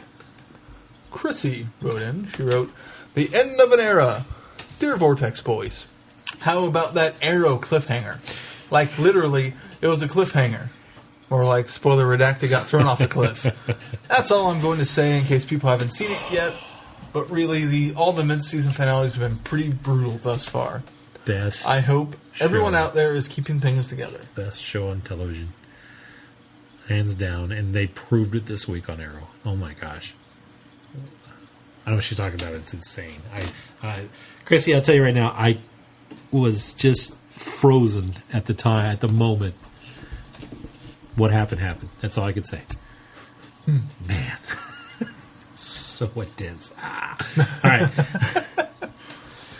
Also, one word. Adam. Adam? Okay. The Atom's coming. Oh. And the best line in the whole show, and maybe series so far, is when what's his name? The new head of the Queen Consolidating. His name escapes me now. He says, "Felicity, I've got a project I need you to help me with." And Felicity says, "Why does this keep happening to me?" That's all I'm gonna say. Best line ever. Why does this keep happening to me? All right, sorry. Go ahead. She continues, "Speaking of rotten cliffhangers, The Girl Who Never Was. Knowing that this is Charlie's last story with the 8th Doctor helps. But at the same time, it almost makes it worse because you keep thinking something's bad's going to happen. It's going to be permanent, like when she's taken over by the Cyberplaner. And for most of the story, it doesn't feel like it's ending. It feels like a return to the old 8 Charlie Team TARDIS, and their adventures are just going to continue as they always have. Maybe it'll be with old Charlie until we find out that the old lady wasn't Charlie after all. Overall, the story's idea is a good one, even if it's hard to follow in some places. I got a little confused and turned around when they started throwing out numbers and years when things were supposed to happen, but didn't, and now time's all messed up, and I'm not sure who is what or now or anything else. I did like at the end how the ending theme plays, and then there's a scene with Charlie writing her journal about how long she's been stranded and waiting for someone to come to get her. Then the TARDIS shows up, but it's clearly not the Doctor she's expecting. I mean, that's a really clever way to end, quote, in quotes, a companion's run. Turns out she gets off with another Doctor and props the Big Finish for closing out with that particular Doctor's theme tune. Yes, that was cool.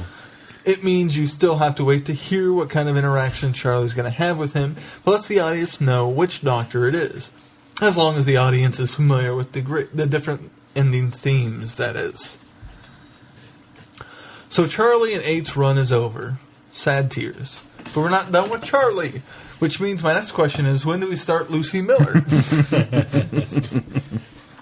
Spoilers. See, my I think next he's got question... that on the same week as we do Keep Her Trucking and Castro. Oh no, I'm ready. I'm ready for some Lucy Miller. My next question was when we do Charlie and 6. That was my next question, actually. So I don't know this In fact, I Lucy almost Miller. went on. Does it pick up right away? Spoilers. I don't know. Anyway, I hope everyone's Christmas season is going well and that you're all getting stuff ready for Santa's big visit. Or in Sean's case, you're preparing to poorly impersonate the big man in red and traumatize those little children in the process. Check Facebook for that inside joke, I guess. Until next time, have a great week. Since she brought that up. Did I miss something? Because I didn't get the joke. Go to his Facebook profile. Right. I've seen that. And with the cover photo? I've seen the picture. Oh, I didn't see the color. That's the problem. Cover photo. Oh, only the... See, I didn't get just it go to your until feed. he went to his profile to show me. I saw his picture come through on the feed, but never his what I cover saw. photo. For some reason, it didn't come through together, and it was a Facebook thing. Okay. For those of you that are wondering, if you go to my Facebook proper page, the profile picture ties into the cover photo, and it'll make a lot more sense for you. While Glenn goes to check that out, we want to thank Chrissy, who very kindly sent us a Christmas card, which arrived this week and brought us a little cheer and a sleeping polar bear. And he's so snuggly.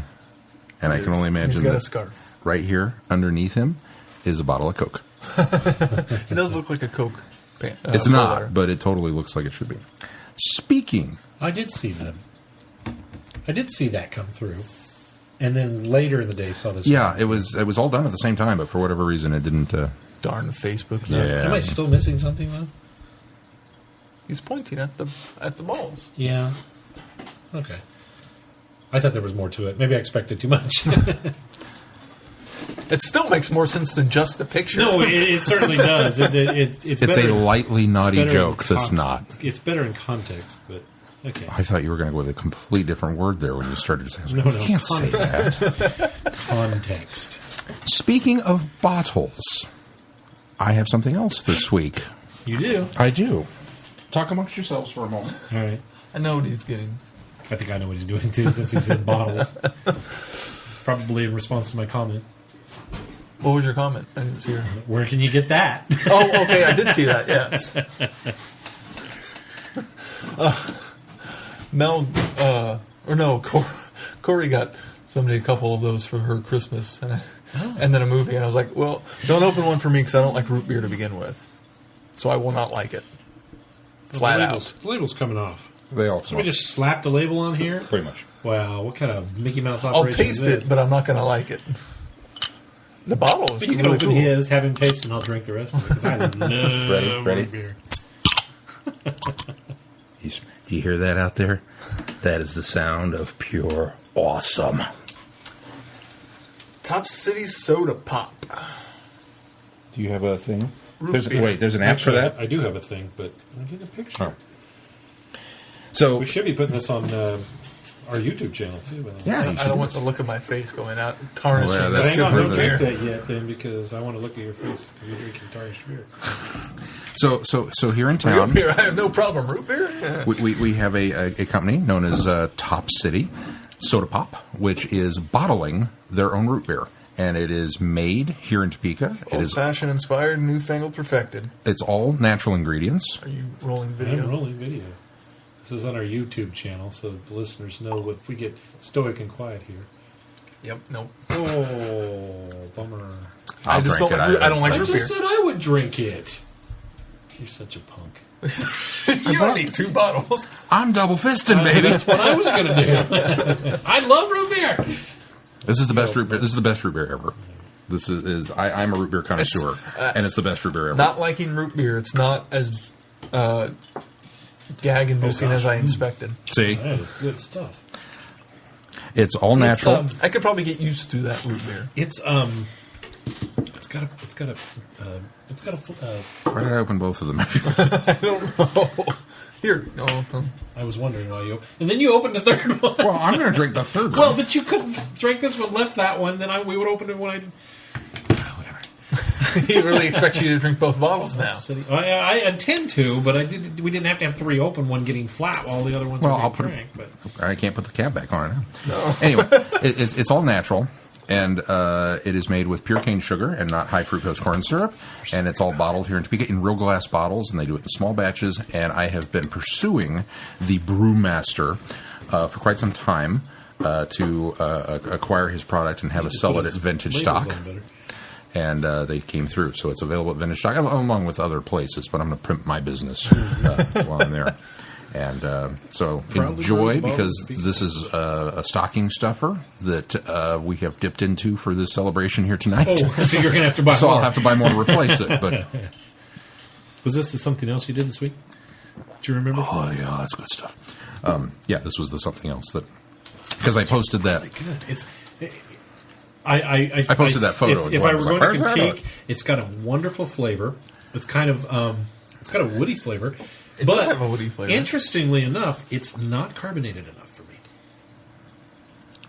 It's because he's It needs just a hint more carbonation. Satan. Gosh, it's really, really Well done. He didn't think Dawn on the Planet of the Apes was the best film. I know. of the It's just movie. something a little off about You can mine. go to their website, www.topcitysodapop.com. TopCitySodaPop.com. And You you can should also probably follow them do on show Twitter notes. and other places. I'm sure And they they're have a on Facebook Facebook, page yeah. as well, and many things. And they are Ooh, apparently that's working good stuff. on a cream soda. I'm not a No, I don't like cream soda. So Unfortunately, the only soda I like now, are if they come fruit out flavored. with a cola, I would drink a cola. The great thing about their website is it's soda pop. And so the first thing that comes up is, well, which one are you? Are you Team Soda or Team Pop? And you have to click. That's clever. So then it takes you into the website proper, and anytime it's listed, it's Soda Pop, but the word that you didn't pick is crossed out through the whole website. See, and I'm regional. I was born in I was born in the pop region, but I refer to soda as soda. I don't know why. I'm one of those anomalies. Which that one are you from this drinking? area. Both? This one, but both. Leave Well, it there. I'm going to put it in the fridge. No, because it'll make it flatter. It will. Yes. Never heard that before. No. Okay, Anyway, whatever. it's good warm, but it's better cold. Oh, I got to turn it loud. So I posted that, and you asked where it came from. Yeah. And Thank you very much, Sean. Thanks for dipping into the stocking stuffers, and we'll have to replenish your stock now. You could share this one from Keith with me if you wanted to. Split it between the two of you. Thing. Although you can drink them all day at work. If you Well, want. see, that's the problem. Matt commented, because I got him one, and he was like, yeah, we're going to carry that. Find out who I need to talk to and make that happen. So we kept kind of trading emails back and forth, and Brian was like, well, maybe I can make it this time, maybe I can make it that time. And Matt said, this isn't going to be complicated. He's going to come down, and I'm going to say, how much is your root beer? Here's a check. That's it. Take my money. I'm sold. And I've been hawking this stuff. I should get commission for you guys if you're listening, because Just hire him as a this guy salesman came to go in, around he had a little stores. frown on his face. I was like, you can't be frowning. It's Christmas time. He was like, I was like, you know what you need? You need a Top City root beer. And I made him go over to the case and get one, and I popped it for him, and he just, oh my God, that's good root beer. I was like, yeah, I know, right? We're trying to work out a deal with a partnership or conjunction with Boom Comics and Top City Games, or not Top City Games, Tabletop Games. I'm kind of thinking maybe we'll slide these guys in there somewhere too. Official podcast. The official podcast juice of Traveling the I Vortex like is that. Top That's- City root beer, that's except for Keith. Except for me, 'cause I have weird tastes. You don't like soda that much anyway, though. Oh yeah, I So only it's soda. like fruit flavored Fruit pop. flavor. Well, maybe down the line. Yeah, if they. Maybe they'll. That's they'll why I get one like. and they'll call That's it, why Jones Soda they'll was call my it soda. Kiwi Keith. Kiwi Ooh, there we Keith. go. No, they have. Not yet, but it's in the works. Let me go and. That's why I love Jones Soda so much, because I could get unique flavors. Yeah. I'm kind of a boring generic. I like cola and I like root beer. The difference comes from I didn't like soda growing up, so I never drank it. So I never got acclimated to the taste. See, I don't like the only fruit flavored pop I like is the, as I call them, the white pops, even though they're colored. Or clear soda is the lemon lime. I do like lemon lime. Oh, So see, like I the don't even 7-Up like the stuff. lemon limes. I don't want orange in there. Strawberry, I don't want strawberry in good, there. I don't want orange, cherry in there. grape is in above there. all else. Well, not for you, but for you. I don't know if it's done yet, but at some point they're going to have cinnamon root beer, cherry root beer, and vanilla root beer. So they're working Vanilla on might that. not be too. Well, no, I remember trying a vanilla Vanilla soda. root beer is going to taste a lot like cream soda because that's what I don't Yeah. like about cream soda is that it's got a bit of a root beer taste, but it's got way too much vanilla flavor in it. So. And the reason that I can justify doing this on our Doctor Who podcast is, according to historical documents, Shakespeare was known to drink small beer, otherwise known as root beer. So if you're good enough for Shakespeare, who was on Doctor Who, you can listen to us Been on hawk Doctor Who a this. few times. Yeah. Lisa, as far as will this make it The into a Eighth Doctor? Patreon supporter, 10th Doctor? I don't know yet. I got to figure out how to ship. So that's a whole other thing. Oh, Dan got his. Is it just when you Contest ship, entry. Isn't that when you get two characters and they develop It's a different kind of relationship? shipping. Oh, I'm sorry. I totally ship Arrow and the Flash. Having not seen that show, I don't know if that joke works. I'm sure there is. I'm sure there's some there fan is, fiction yeah. out there somewhere that somebody has shipped. Ollie Other Queen and Brienne. Bisis and Tepiversary contest winners. Dan got his, so you should be arriving if he hasn't already. Congratulations to our winners. Do you know why the ship that was carrying the vanilla and the root beer didn't sink when it hit an iceberg? Why? Because root beer floats. Do we have more feedback? Yes. Let's move on. One last More bit of feedback. Holly. Holly writes, episode 207, The Girl Who Never Was. Hey guys, great last podcast. Time Lord Ben, I enjoyed your report from Chicago TARDIS. Sean, glad that finals are over for you. Me too. I can remember my days of finals and having a Saturday final and not believing my eyes when I saw it on the schedule. but I survived it with much grumbling beforehand. To our listeners who may still be heading into finals week, I wish all of you the best of luck.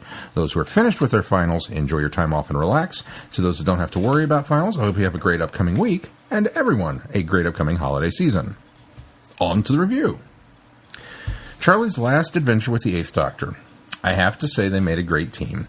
I've gone on and listened to a few of the other audios after Charlie leaves the Eighth Doctor and goes on to travel with the Sixth Doctor without giving too much away. I like the two of them together as well.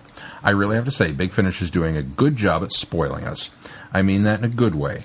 They've really done a great job at expanding the Doctor's universe with great companions and even expanding the Doctor's adventures and timelines themselves, and is giving the older reincarnations of the Doctors more adventures to go on.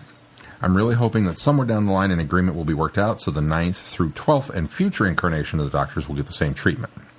Alright, quasi-tangent aside, back to the review. Things are still strained between the Doctor and Charlie, and no amount of the Doctor saying he's sorry, and the whole thing with everyone thinking that Charlie died on the R101 is going to convince Charlie. The two of them both have stubborn streaks. The Cybermen have returned and are certainly making things interesting. Gold is still down their downfall. Byron. Okay. Was an interesting character.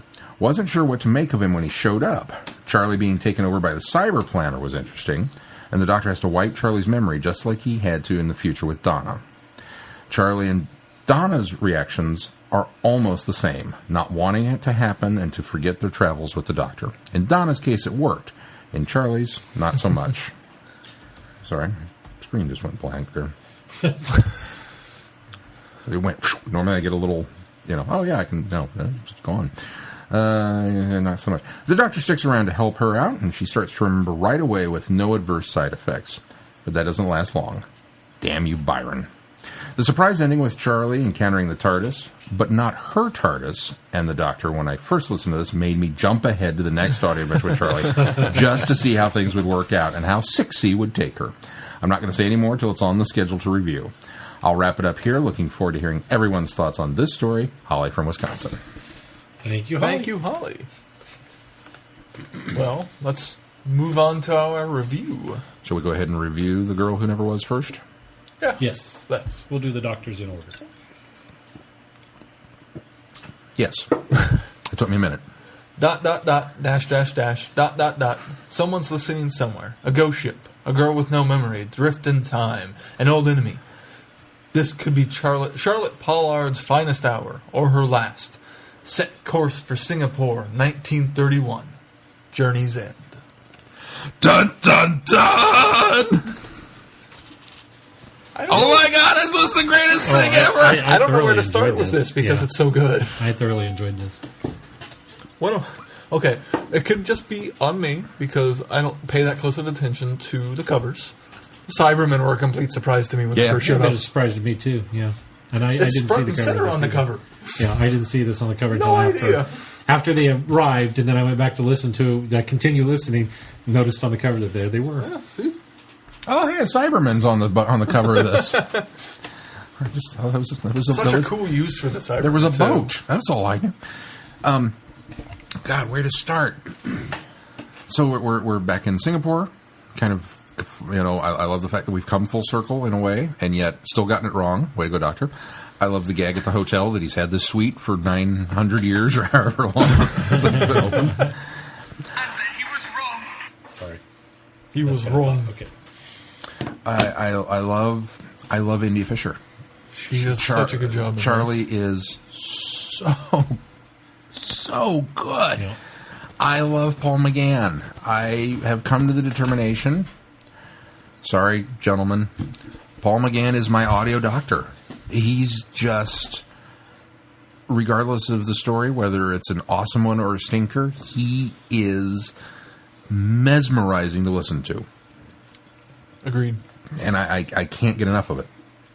And just listening to him in his performance is just, it's nuanced and it's there and it's the Doctor. And it sounds effortless. Yeah. I mean, not to say that he's not acting, but he just walks into the room and he's the Doctor. And that's just, everything he does is doctorish. And I can see it all in my head. the whole thing just plays out, and it's all visual. It's all there, and it's all amazing. And I can't get enough of that.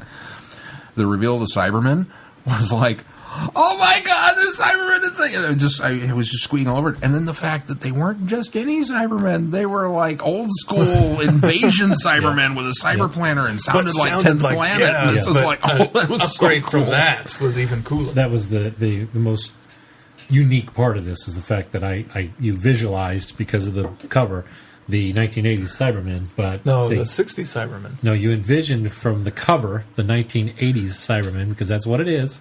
No, it's it's the invasion. It's the invasion Cybermen. one. Yeah, Oh, well, it then is not a the- David Banks. Okay, well then Cyberman. the interview in the thing, when they were talking about writing, I can't remember who wrote this. When they were talking about, they were interviewing.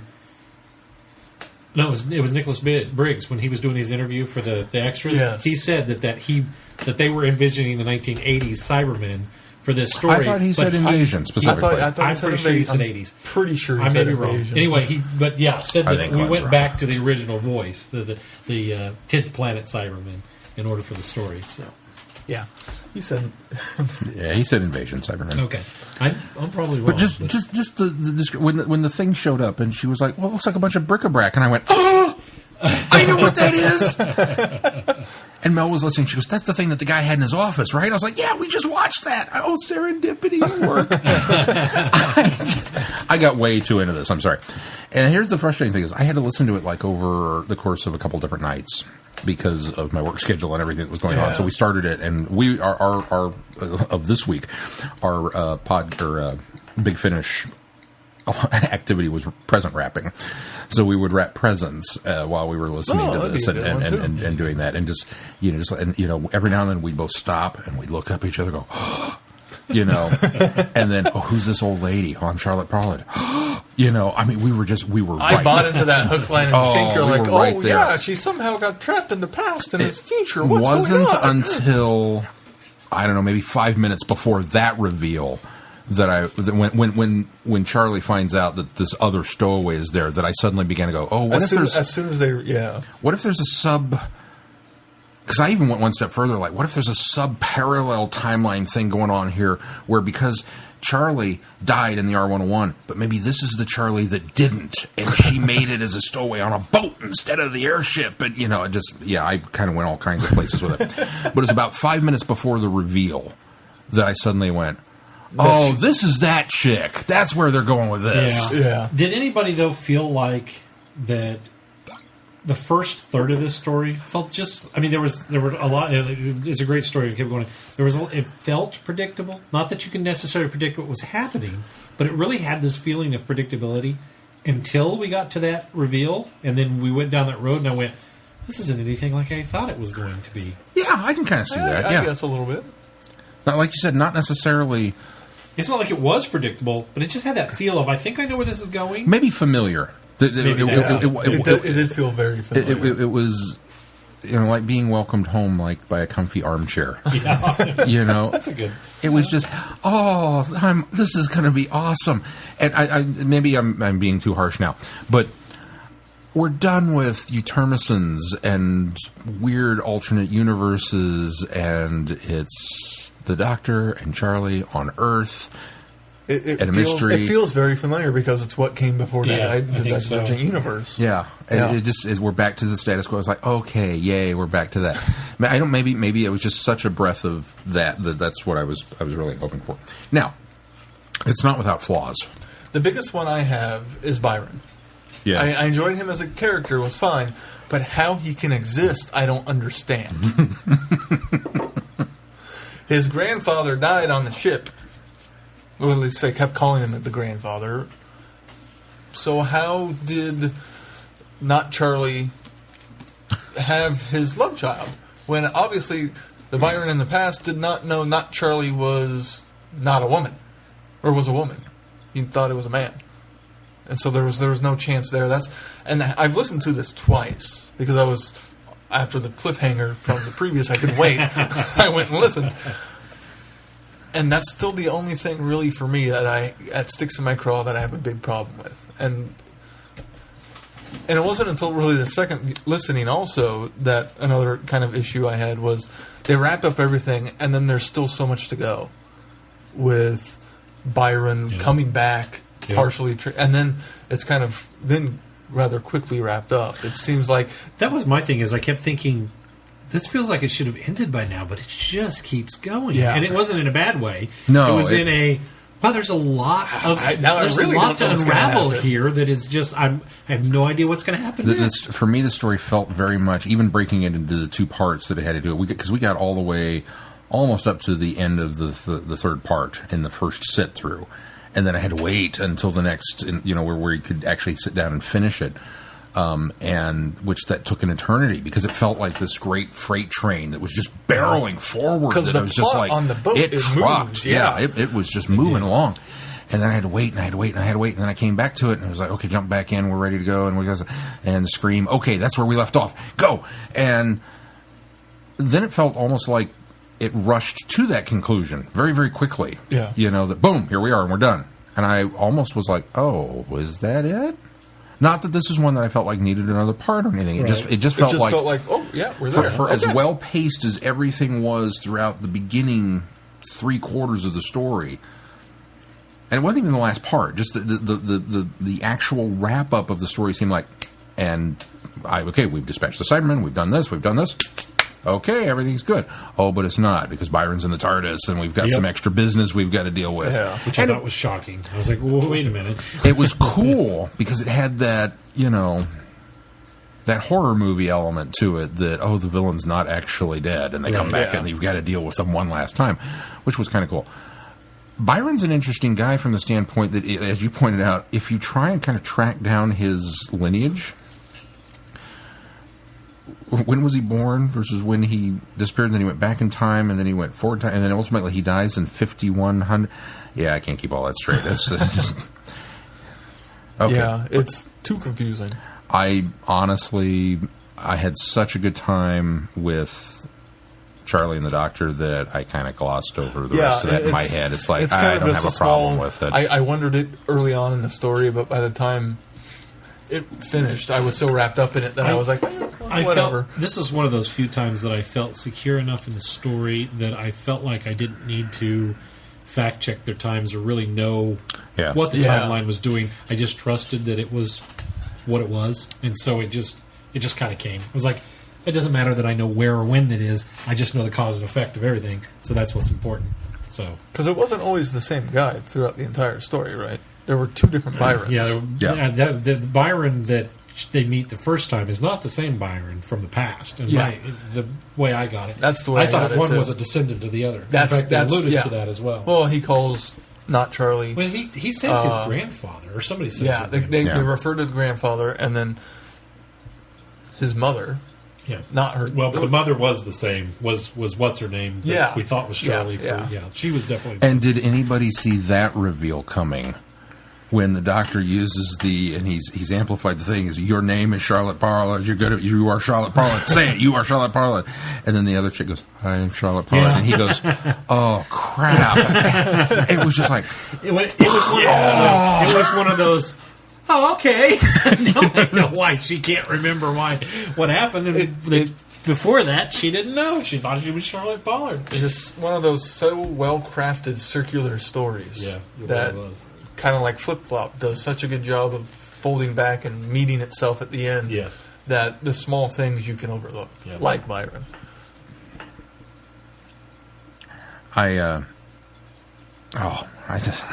So much win, so much was right.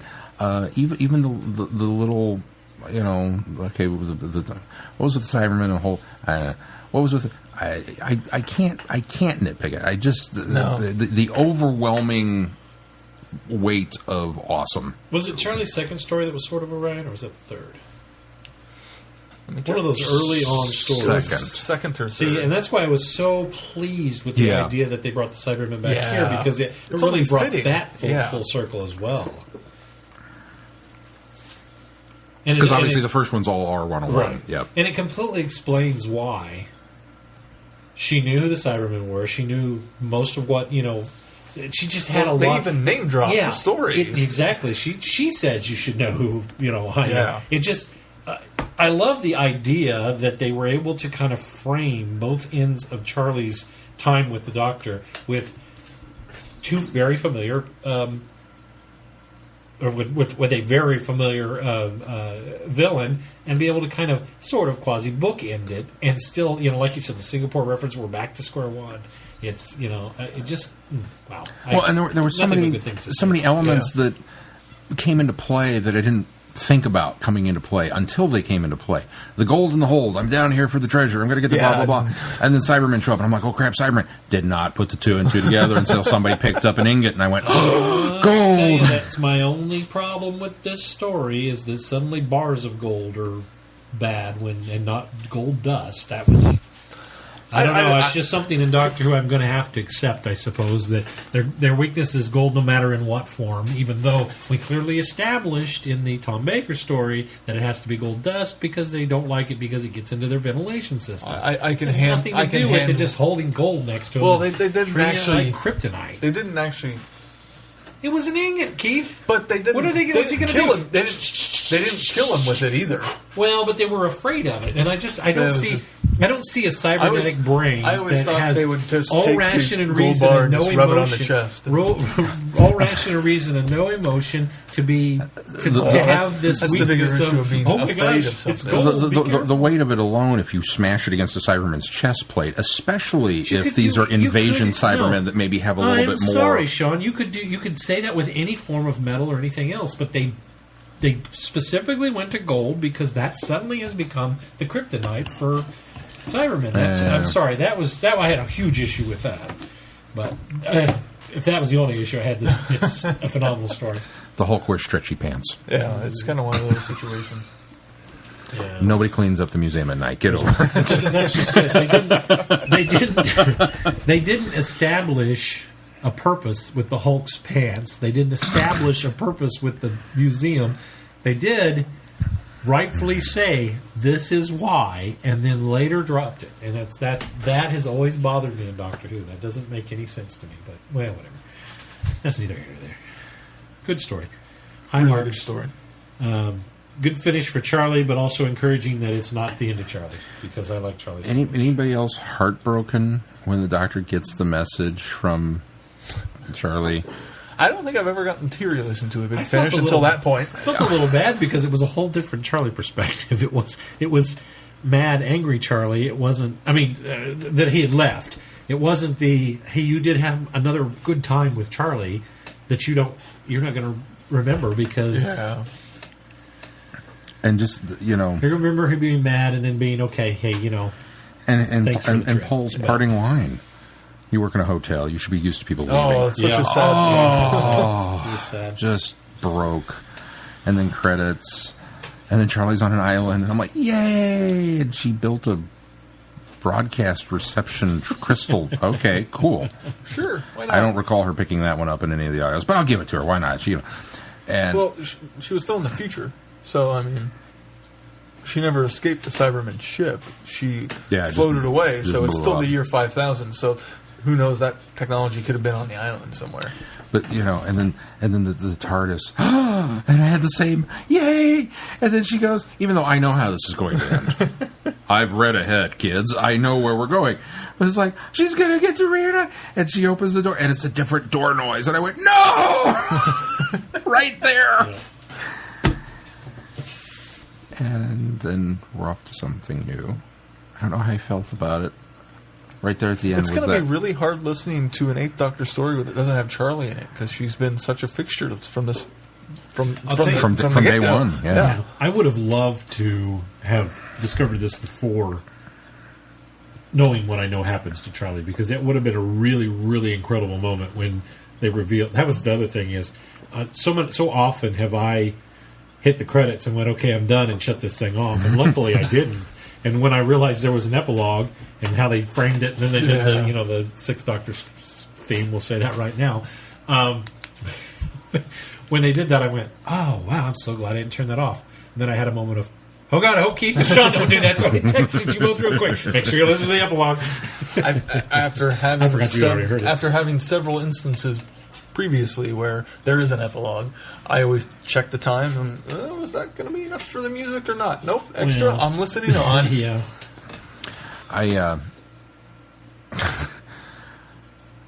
I forgot what I was going to say. I just went right out there. God, what was I going to say? You said Charlie, the epilogue, and six. Oh, okay. So we end with the Sixth Doctor scene, which was awesome. I feel like is it just me? Did I say this on the podcast, or was I just thinking this? That as we've gone through some of these different Big Finish with these different doctors, that I felt like some of them, it was the one component that was missing was the theme song. That it seemed like certain ones didn't have it. Like that the Sixth Doctor obviously sounds like the Sixth Doctor theme, and so anytime, same with 7. and the same with 7, that it's the Seventh Doctor's theme. But I think it was 5 that just didn't quite have the same. That was like they were using 6, and I could tell it wasn't quite the right one. But then lately, it seems like they've all been right. Well, but 5 and 6 shared the same theme song. Different. 6 changed after the first season. It So got maybe different they just after switched to the after the 6's later. first season. They basically it's still But it's the same functionally arrangement, the but same, yeah. but they've changed it a bit. So it does not change for 6 until his second season. Because I think I had mentioned one time that the one thing that bothered me was that hearing that, when you hear that theme, it automatically puts you in the mindset of the era. Mm-hmm. And I have set my internal clock and I'm ready to go. And it seemed like a lot of the early Big Finish that they weren't quite uniform with which theme was being used with which doctors. And I wondered maybe if it was a licensing thing. No, I don't. Because lately all the ones we've been listening to have been spot on. And I realized that with this one that like that's clearly the Sixth Doctor. I don't recall it ever happening. And the reason I don't recall it ever happening is because since day one I've been listening to Big Finish. I have felt, hey, I'm glad they use that theme. It really puts me in the era. So they've always been the right theme to me. Now I could be wrong, but I don't ever recall the themes changing in the Big Finish, with the exception of listening to Paul McGann's first audio and going, well, apparently they didn't have the rights to use the TV song, which they didn't. But I don't. Yeah, that's why his is different. Yeah. And his is very Fourth Doctor in my mind, even though it's muted. That's what I think it was, the Fourth Doctor muted version. Yeah, I suppose maybe a little hint of it, but the Eighth Doctor's theme, I'm actually very grateful that they came up with a different theme for the Eighth Doctor, because when you can't use the movie, I'm glad they don't default to anything else, and it really sets the mood for the Eighth Doctor story. Yeah. The music right away sets the mood. So. Yeah. Okay, so I don't know. Maybe it's a Dr. Phil question. But it just seemed like there were a couple there that It wasn't didn't. until later in the run that I noticed that they were different. Really? Yeah. Okay. But that could have just been me also not really paying that close of attention to the... Because That's the theme music. Okay, let's go. like I said, the Eighth Doctor's always had a separate... Yeah. And maybe it's because it was one we hadn't heard before that I latched onto it more than the others. But it seemed like it was relatively recently. And I just wondered if that was maybe a rights thing that they had cleared finally with that particular composer to use that. And that from 47 on, they're right. But maybe not. I don't know. I don't know. I think that composers work different than actors and other kinds of rights. I think once the BBC commissions a piece, it's theirs. Their property, it's their property. I'm not sure that it would default anything to the writer, but I could be wrong. Or to the composer of the song. Now, who wrote this one? Do we know? Yes, hold on. Alan Barnes. Oh, and Alan wrote... he wrote Sword of Ryan, I think. No, he wrote Storm Warning. Or Storm Warning. Storm Warning. That's Yeah. right, he did. So he wrote R101. So he created Charlie. Yeah. That's what it was. He created Yeah, Charlie. they brought him back. And they brought him back to finish Charlie. He in a way. wrote some other very important Charlie stories, including Neverland and in partnership Zagreus, as well as The Next Life. So kind of the big Charlie moments in the series, it's been Alan Barnes. Good story. I also love the use of the HADs. Oh, I know. Such a great use for them. I really don't have much else but praise. Yeah. Well, shall we move on to the comics? Yes. Let's move on to the comics. So, 10th Doctor first. 10th Doctor first, since we're going in order. Let's start with... We've already reviewed issue 1. If you recall where we last left our motley crew of characters. What did you guys think of issue 2? Gabby. I had to put my head in here and make sure. The resolution of the story is better than the setup of the story, which I think I'm finding with a lot of these Doctor Who stories. Obviously, I gave a little sneak peek about the little empathic beings that exist and coincide symbiotically with, because we talked about when, what was it, Forest of the Dead? Or not Forest of the Dead. Forest of the Dead. When I said, it reminded me of these in the comic, and you guys went, I think you read ahead because that wasn't in the first comic. Oh, you don't talk about the little yeah. sprite-looking things. Yeah. So, that was... I'm glad that... I like the idea of the monster in this, and how... I guess it's sort of feeding off the negativity of the humans, and it's coming through, and that it's really kind of this battle between these empathic beings, the little sprite things, and this, and it this sort of comes weapon, through. essentially. Right. I like the whole idea that the cyclonic washing machines was kind of that gateway to where these things had been basically unleashed. I thought that was cool.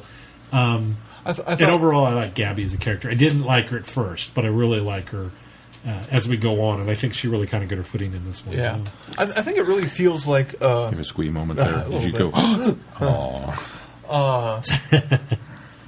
It feels like the 10th Doctor era, kind of with the kind of long introduction to the new companion and kind of a stretched out bit of a story and dealing with her family and everything. Feels very 10th Doctor. I don't think sometimes the dialogue was quite on. The art I thought was decent. Not always the best, but not always... but not bad in any stretch of the imagination. That was comic art, you know. I love Gabby. I love Gabby. She goes from being this very well realized American teenager. Yeah, it's kind of nice for that. Too. You get the impression she's a teenager? I guess Like college. Well, they talk about her going to college. But I like the fact that she goes, through that kind of progression, and yet already that she's, kind of the backbone of the family. That nothing would happen without her being there, and that she's the anchor that everybody relies on, even though she doesn't really want to be, and which all kind of sounds, I think, vaguely familiar in some way, shape, or form to us. But then, her encounter with the Doctor on the subway really kind of drives her curiosity more, but not in that shrieking violet kind of way. I mean, again, these are companions for the new millennium. You almost have to give them that automatically. Yes. Oh, yeah. But the fact that she attacks him with a baseball bat. How many other companions can she actually hit the Doctor. Yeah. No, she thought he was a monster, but she whacked him upside the head. Right. Now, he had a helmet and everything, but still... She broke the helmet. And Donna slapped him around a little bit, but this is assault and battery here, and yet it didn't, really phase the relationship part of it too bad. And the fact that then she later ends up saving the day. Yeah, with the singing and everything was a nice touch too, and was also a nice touch of your song must end at one point. Yeah, which was a nice reminder that. Okay, we are firmly set in the specials years. Yes. However, I did have a big problem knowing that we're set in the special years with this particular panel, where it shows the Doctor in pain, and you see a Cyberman and John Sims in a black hoodie and Rassilon with the glove, which happens post this, prior to his regeneration. I saw that as well. And there was another shot of the John Sims in the hoodie in another issue, but not Rassilon. I could almost excuse John Sims. Well, because he had encountered him as Saxon before, but the hoodie automatically ruins it because he wasn't running around as the resurrected master until later. Yeah, I thought the same thing. Keith. I thought, oh, you guys kind of The mixed up here. the visual references like that are cool, but you got to make sure they're done correctly. Yeah. And Is that's what missed opportunity. That's not a missed opportunity. That's just Is it wrong. possible that it's a flash of future pain that they're hitting him with? I don't know. I didn't. Nothing about anything in these monsters gave me the ability, the thought No. process that they had that ability. Well, and the It was just dialogue good on vibes. on the thing is, Or we bad will vibes. consume everything beloved by you. Yeah. See, that's kind of that was a miscue, I think. Yeah. I was a little worried about the story, the backstory to this one when we get these parasitic good vibe creatures. Well, that must necessarily follow that there are parasitic bad vibe creatures, which is a very Stephen King idea. I was like, okay, where are we going with that? And I was kind of worried that maybe they weren't going to give me enough science. It was going to be more of a supernatural element, even though they are aliens or resident. You just can't. They're on a different temporal plane. It's like, okay, but you're kind of tap dancing around a little bit, especially with the idea that just the framework of the story is all building up around the Day of the Dead. And I kind of kept going, man, I really hope we're not going in that direction with it. And ultimately, we didn't. Very glad that we got I'm going to go across the bridge to the other thing and then find out not only are these things not necessarily native to this, but this particular breed has been genetically engineered. That's what I thought was cool. Okay. Yeah. That's what I thought that was cool. There's was the that science we there need. was the science behind the problem. You made me wait until the third Basically, installment and then gave me the info dump. It went from what am I looking for? It went from that kind of zombie-esque idea to more of a Frankenstein idea, where we've created a monster instead of the monster being lumbering and uncontrollable type thing. Yeah, that was a very, very cool touch, I thought. And Very I liked pleased, that. by the way, to see the background for the advent calendar for the day that we got Gabby's other costumes be the laundromat. And then we had the cyclone things that were that was kind of cool. I know I'd bring Legacy back eventually. And it's very much in the 10th Doctor's. No, I'm not going to take you on a trip. Well, okay, maybe just one. and Feels then- very 10th Doctor. This is one of the things that I am enjoying immensely. The artwork we talked about not necessarily being great, but the way it's laid out. I think the 10th Doctor's stories, the artwork's been fantastic. Yeah, the 10th I Doctor's really pretty like cool. this panel in particular. This page where Gabby comes into the TARDIS, and this kind of broken panel thing, and then finally the full blown reveal and the dialogue. It's roomy. It's like, bigger in the inside. Okay, I love how they're showing us so much through. I think she's got great expressions. Her facial expression is great. She's got wonderful eyes, and I like the fact that they are so telegraphing her thought processes, even if it's not necessarily something that we're covering within the dialogue bubbles. Yes. That it's easy to read. They're capturing that. the emotions. Yeah. And maybe it's because I'm there with her. Anytime, we are the companion. And anytime that somebody gets in the TARDIS, we're having that moment, even though we've lived it 100 times now. We're right there with them. It's difficult to convey body language in a comic book, even, without exaggerating. And it feels really natural, and they're not exaggerating, but still conveying the body language of Gabby, especially. And so I was very, very, very pleased with how that's going on. Now, I will say that you talk about the feel that it's the 10th Doctor era, and there are some things that I think they're doing very, very right. Not 100% sold. Like, the dialogue's just... Yeah, it doesn't always hit the mark. Not quite there. I mean, it's a Doctor Who comic, but it's not a David Tennant Doctor Who comic to me yet. And I don't know what exactly is off. I disagree. I think that they have captured...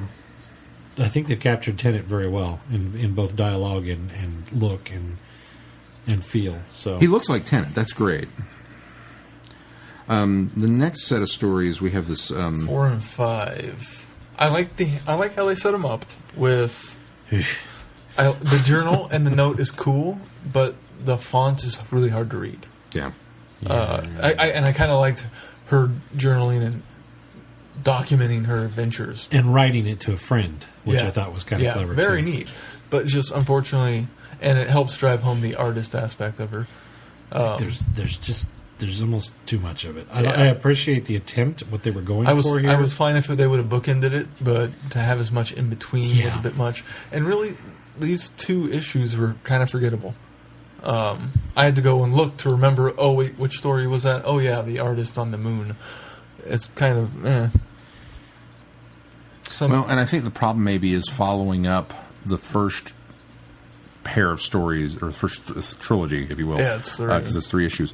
But making the leap from dealing with that, where we're dealing with a kind of intangible villain that feeds on emotion, and immediately going into an art where you're getting this block computations, which is not something that the normal person, I think, really comprehends.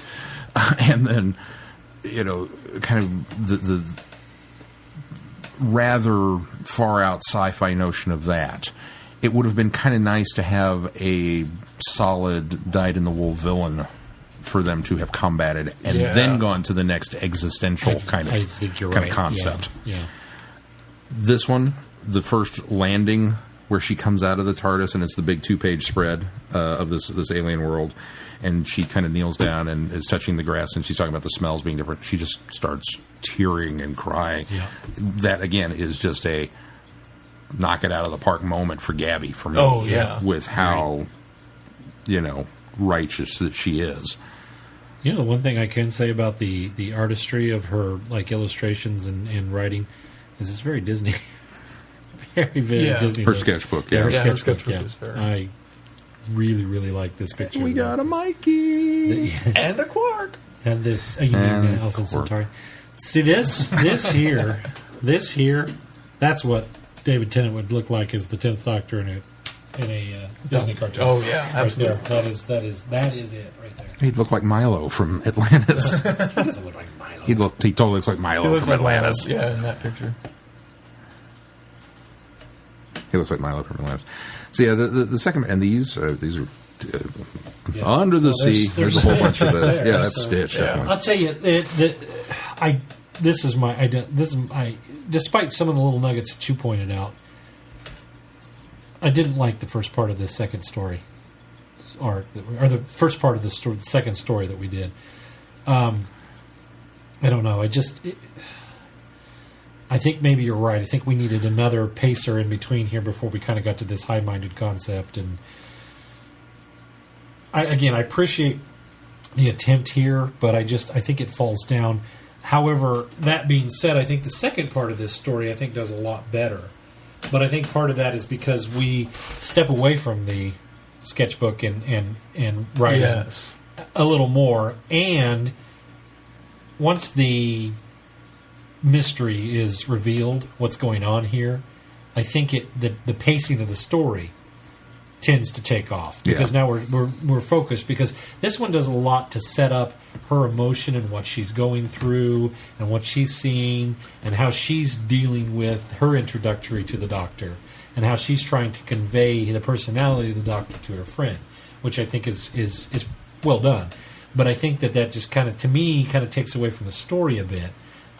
By the time we get to the second one, we finally get into the meat of the story, and there's a lot more story and a lot less of that, which works for the way that they develop the story and how they've structured this.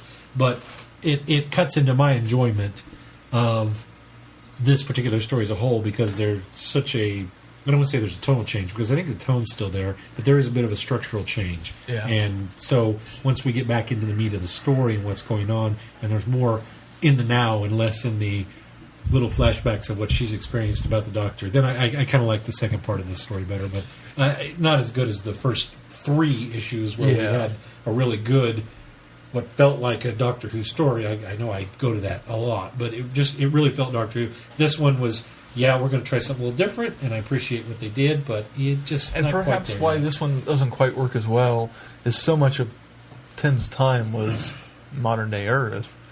Or it so felt we're, like it. we're and off so planet. we're off planet. So it automatically doesn't quite feel like a David Tennant story. I hadn't thought of that, but you're right. It could be. Of course, if they had given me But kudos for taking him off planet. Yeah, because they've done more than Russell T. Davies did. I'd have been angry Midnight if we was hadn't. one of the few. Yeah. Well, and St. Pitt. Yeah, I mean there were the ones in there, but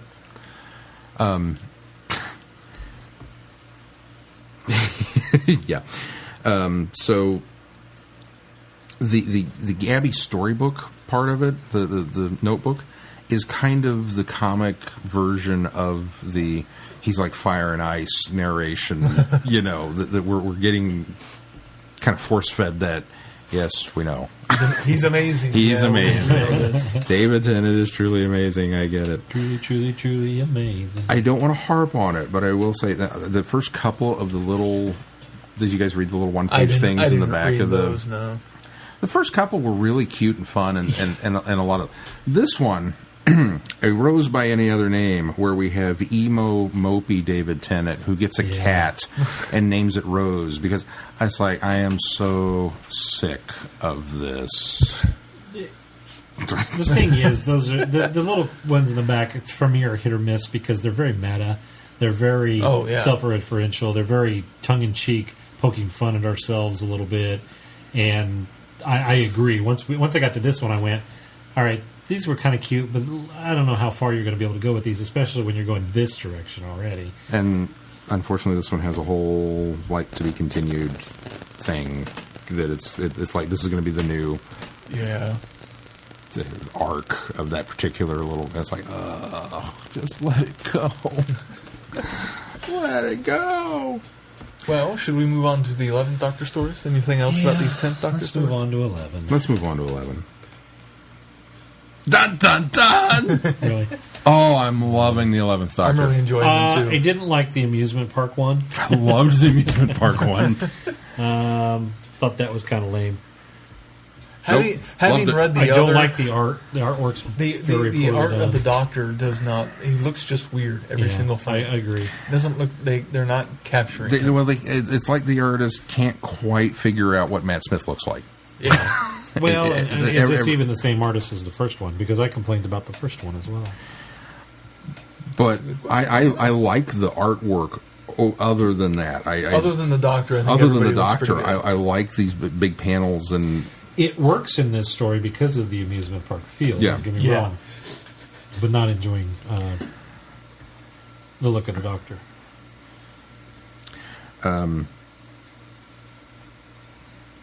I think he's written very much like 11th. That's what works. I think they have captured the character. That's very what elevates these comics for me is the fact that it feels very much like him, and so I can overlook the not so great art because it feels just right. The feel's so strong that it's not just the feel of the Doctor, but the voice, the character. I hear these lines coming out in Matt Smith's voice. It's all stuff that iteration of the Doctor would say, and it's not stuff that they're reaching for. That's the other thing with the David Tennant comics. I felt like, oh, you've got that line in there when he's going on dinging, about when he's going, oh, look, I like a thing that dings. Maybe some people don't like dings, and he kind of prattles on about that, and it's like, well, okay, you're giving me a David Tennant-ism. But you're rehashing something. But it feels forced. Yeah. Whereas this stuff very much feels like Matt Smith riffing on something agree. And kind of going off on little things. And the we're at the shooting gallery. Blam, sir, you're not supposed to hit the customer service page. Don't be silly. How am I supposed to win one of the paper targets? It's just like, yes. Right there. Nailed it. And the Doctor's right, the story's wrong. See, I didn't even mind the story. We've got an amusing thing that's.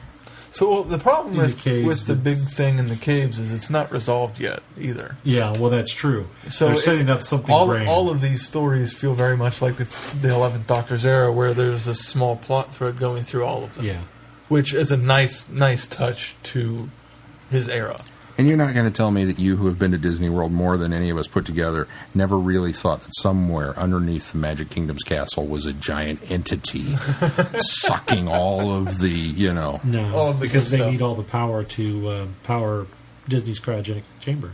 So, the next story, I actually kind of enjoyed a little more. I'm liking Alice too so far. I am liking Alice too. Yeah. They've done a good job of really kind of establishing these characters. I like how Alice is still very unsure of what's going on and whether she really wants to be traveling with the Doctor. And whereas Gabby seems a lot more Tenant fangirl. well, not even so much that. She seems more.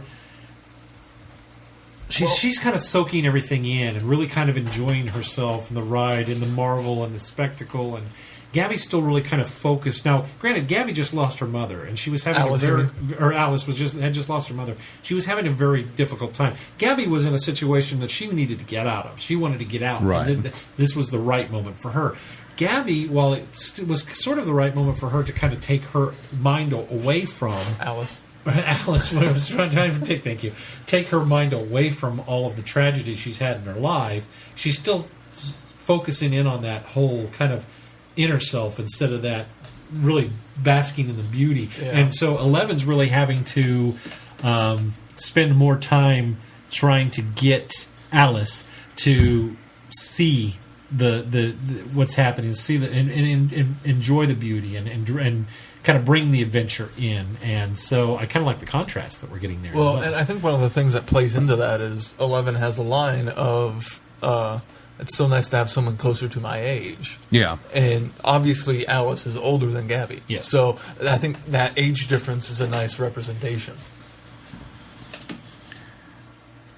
And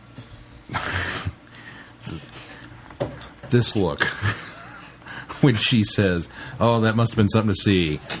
Ding! It's like, okay, let's go see the concert of the, Yeah.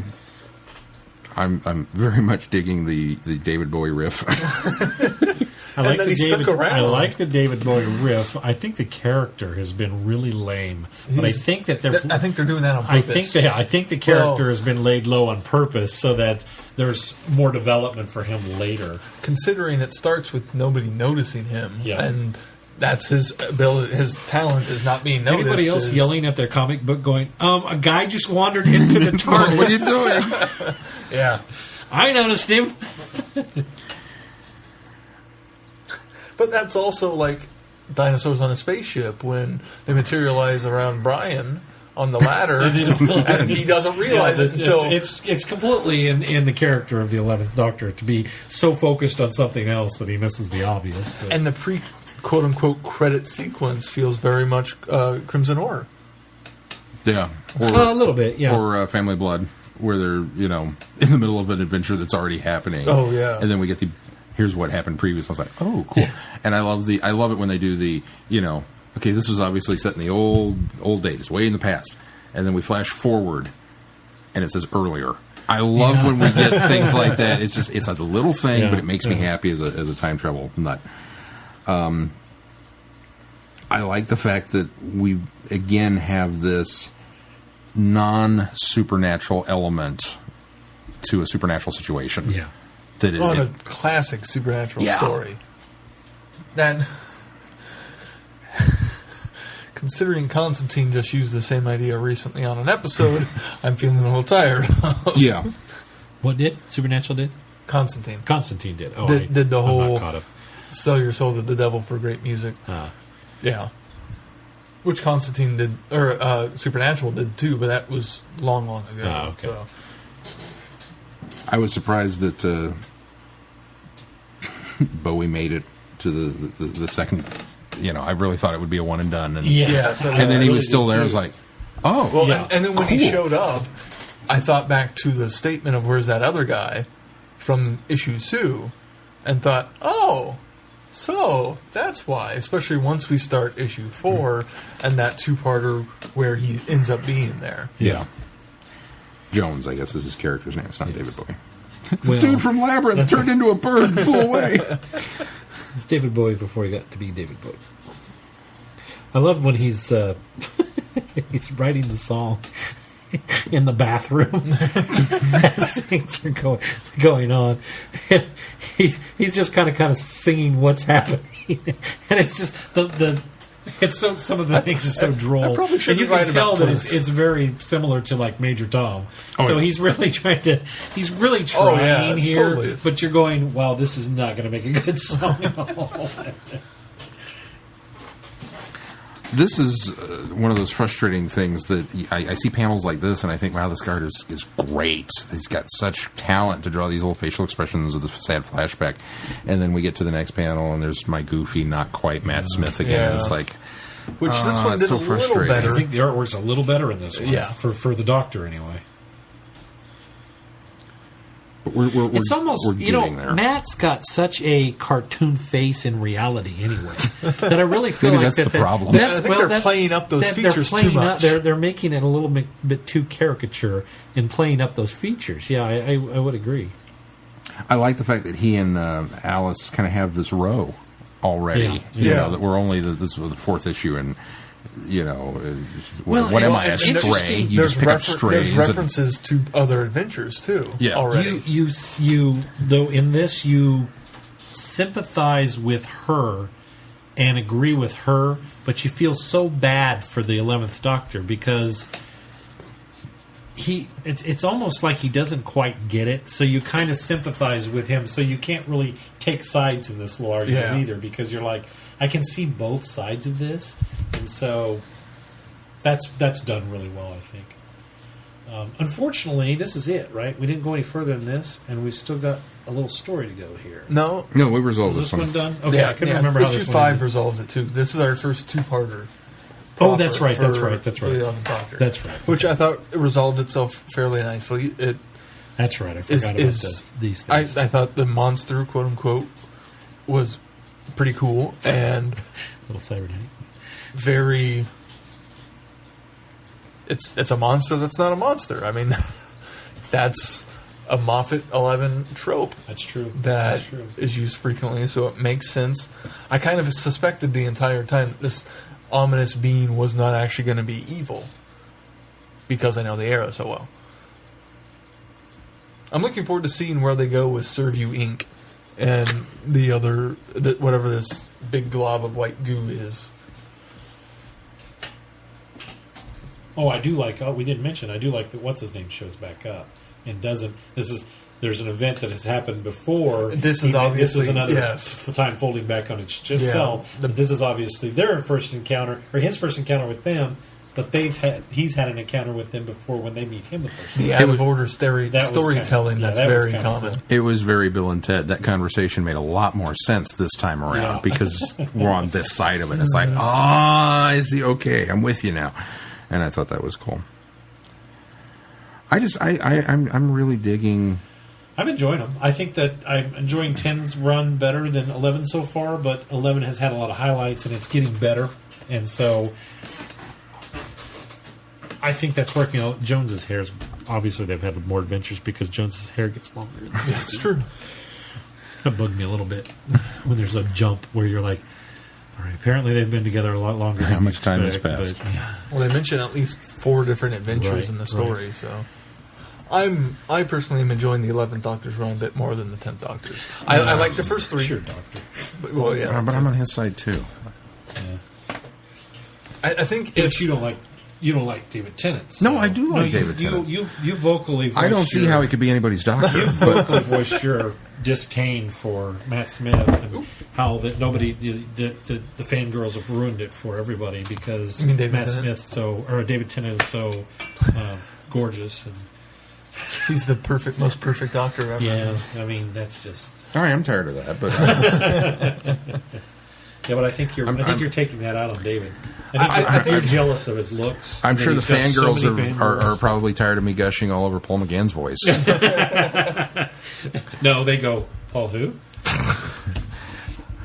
I think it comes down to had issue who's 4 the and eighth 5 Doctor? would We've have been only had better. 4. What do we got coming up on the schedule? Well, coming up on the schedule this week, we've got we're finishing 3 parts of Frontier in Space. You Were Sorely Missed. Such a good story. It is a good story. It leads into an even better story No, that we're not going to review or that we're not going to watch. you're right. We're not going to cover that one ever again because they fly up Charlie and the Chocolate Factory style in the air shift. Speaking of, Yeah, that we had that in the this 10th as Doctor. well in the 10th Doctor story. Charlie in the Great Glass Elevator. What? What? You got to tell us what's coming up. I was looking for my schedule. It moved on me. I thought he was confused by the Great Glass Elevator. So we have one. No, I one know. I week got left that reference. on Frontier in Space. One turn left on Frontier in Space. So we'll be doing episodes 4, Or as 5, I and like 6. to call it, Planet of the Daleks prequel.